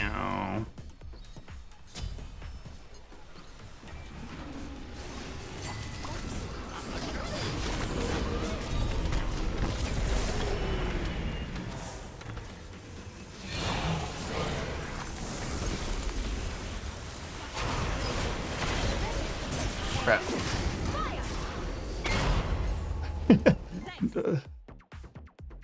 Yeah, trust me, I feel you. Nothing's worse than when you have Nox go inside somebody trying to get away and then they run into battle instead of running away to the safety. Like, seriously, dude? And your Nox are just sitting there going, no, run, Forrest, run! Happened to me a million times, man. And a lot of times I'd go into somebody trying to escape harm by accident, and then I'm just pretty much a slave to them. Man. Oh, that's what I get for trying to cross base. Hello. What's up, Sander? Oh, I missed my ult, man. I mean, my buff.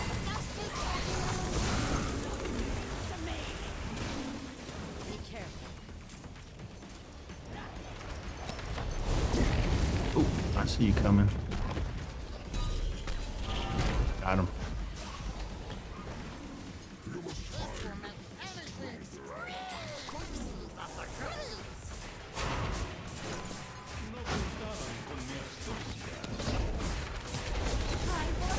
Crap. Ah! A garbage CC, dude.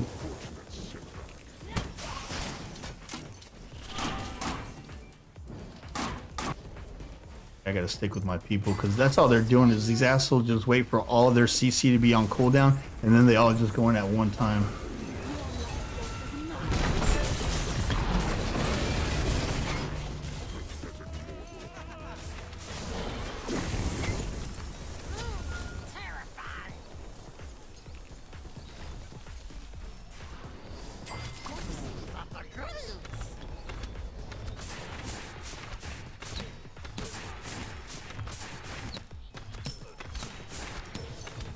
All right, good dude.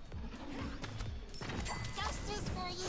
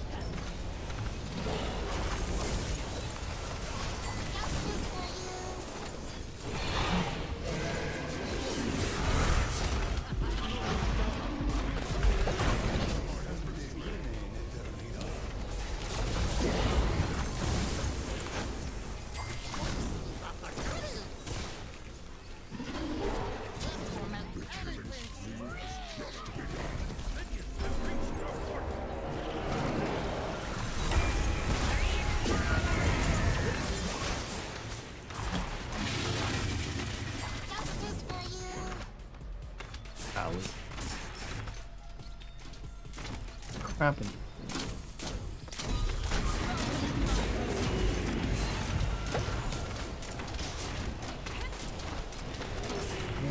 Massacred that freaking big minion though.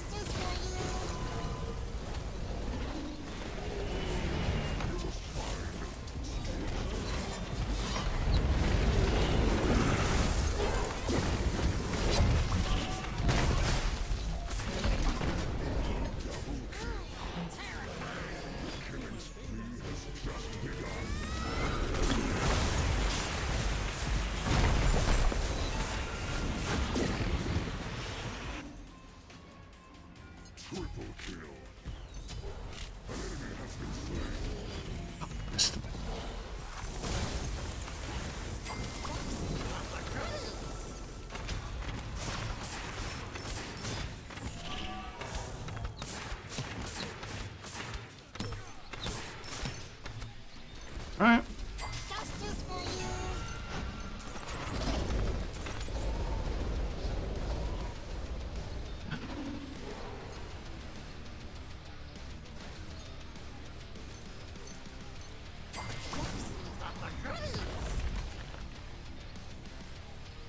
Don't let that go to waste. Oh, dadgummit. I would rather have the other one.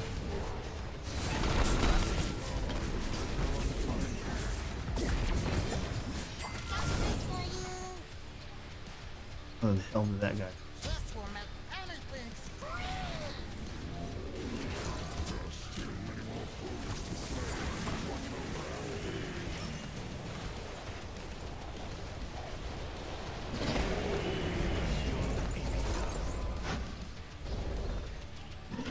Oh, coming with his ult.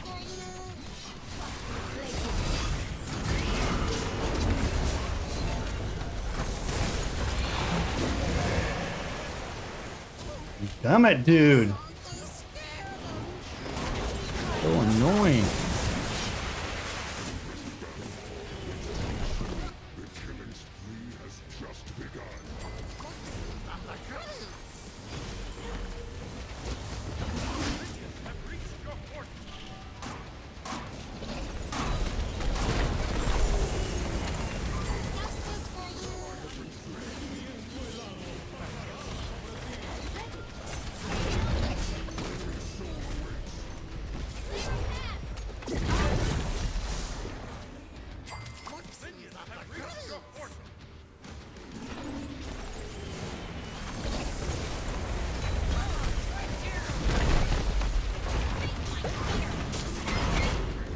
Thank goodness.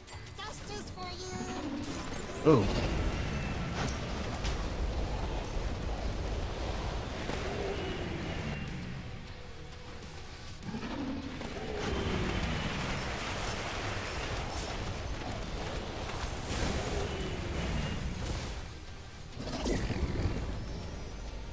Ooh, yeah, the games have just been off. I mean, I enjoy playing with our Reapers, but the game's been garbage today, dude. I'm not feeling it. So I'm not feeling Smite1 today. Probably because I know Smite2 is coming out and we'll be playing on Tuesday probably forever going forward. I don't know. It's just the games have just not been what they used to be. Let me put that. I'm not feeling it like I used to feel it. Let me put it that way. I do enjoy playing with my peeps though. That's what's making this enjoyable. Had this been just me by myself, I would already stopped playing a long time ago.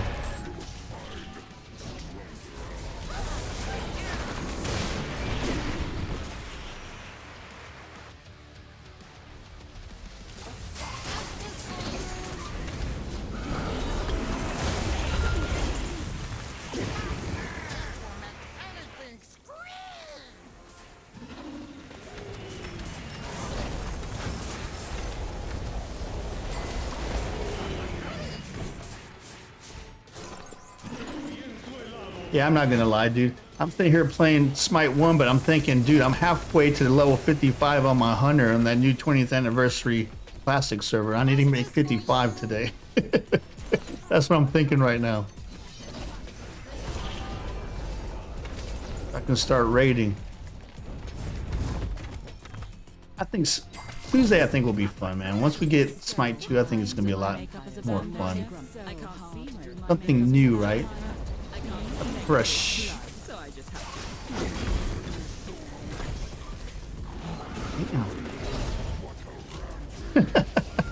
I can't even move, dude. As you just started playing Marvel Rival, this game doesn't hit the same port. Yeah, same thing with me, dude. I really enjoy Marvel Rivals, and I'm thinking that what made this game more enjoyable to me than anything was the fact that I can play with my peeps. But now that there's other games out there that I can play with my peeps, this game just doesn't have the oomph that it used to. Plus, I don't know, man. I'm just quite tired. But Smite 2, I think, is going to be fun.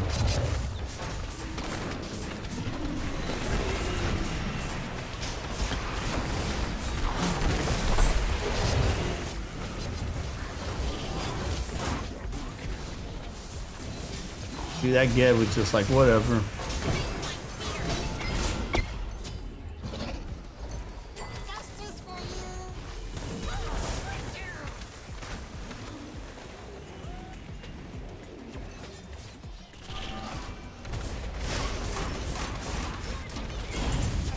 Nice.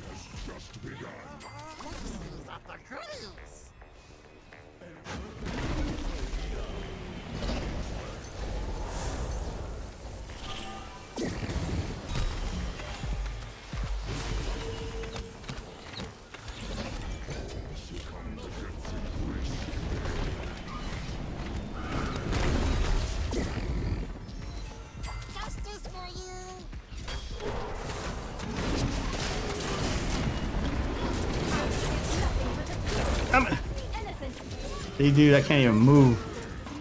You get CC once, 2 other assholes come out of nowhere and CC you again. It's so annoying. That's Smite1 for you. Hopefully Smite2 doesn't turn into a garbage PC fest, because that's going to kill the game just that much quicker.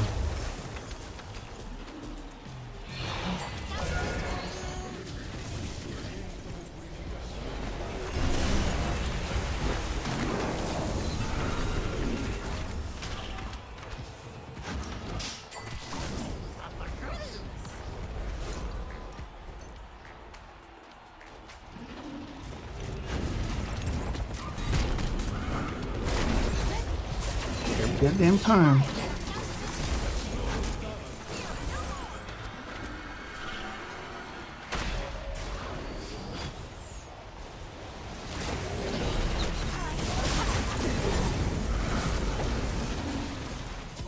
Every time they come together, that Mulan pulls, and as soon as she pulls, the cuckoo drops that damn whirlwind. Every time. So those 2 clowns are definitely on comms. I think that's killed. That same technique's killed me at least 3 times.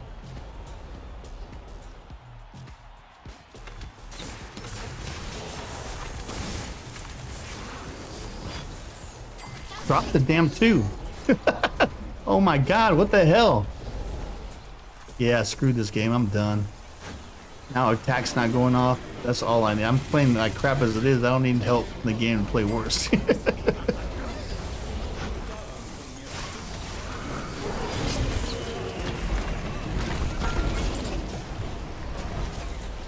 And that still didn't kill her. Come on, dude. Get the hell out of here with that.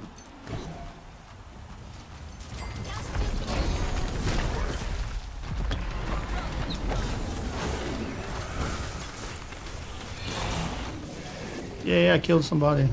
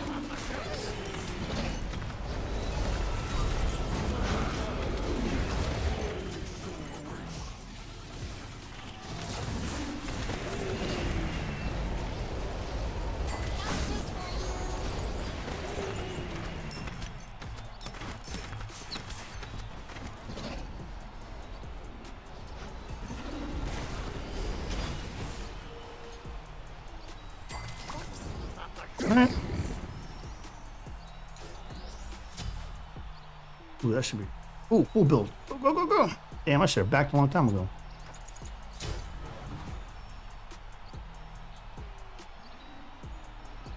I'm coming.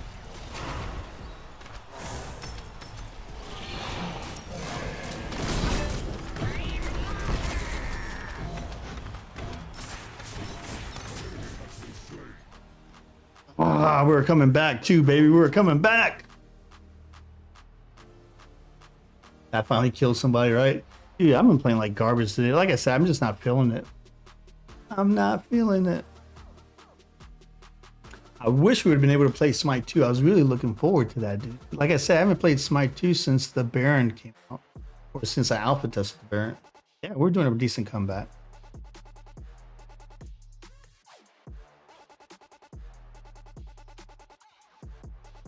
Yeah, I'm done. I'm done for the day. I'm sucking today too, dude. But hey, man, appreciate everybody coming out. I'm sorry we couldn't play Smite 2. I was really hoping to do so, but I mean, we have no control over the servers, right? But if you didn't get anything out of anything today, don't forget, Smite2 is going free to play January 14th. So when the patch updates for next Tuesday, after that patch is done, no more Founders Edition. Only God packs should be right, and then you'll be able to play for free. So if you've been on the fence, I'm hoping consoles go free to play the same day. I hope that they work that. If Smite 2 goes free to play on Tuesday and it's only PC goes free to play and console doesn't get it, that's going to be an epic fail for Hi-Rez, dude. That's going to be an epic fail. They should not go free to play unless both console and PC go free to play. So I think it will. I think you should be able to, right? Fingers crossed, right? But yeah, so we'll definitely be streaming that on Tuesday, right? So with that said, if we get enough people to log on for that stream, we'll do some private 5v5s to kick off Smite 2 with some private 5v5s, which is good because that gives people time to play whatever god they want. If they need a little bit extra time to pick items, there's no stress, right? So make sure that you tune in for that. That's going to be next Tuesday at 11:30 Central Time, like we do with any other streams. And again, for the 100th freaking time, if you were on the fence about fighting the Founders Edition, you got until today and Monday. You don't even got until Tuesday, dude. You got until from today to Monday to make up your damn mind and get it. Because if you're going to get an Ultimate COD pack anyway, it only makes sense to at least get the cheapest Founders Edition because it's the same price, but you get more perks. But again, appreciate everybody coming out. Any of the lurkers, don't forget to hit subscribe. I'm Darkgarza, the OG on the GC. Catch y'all next time.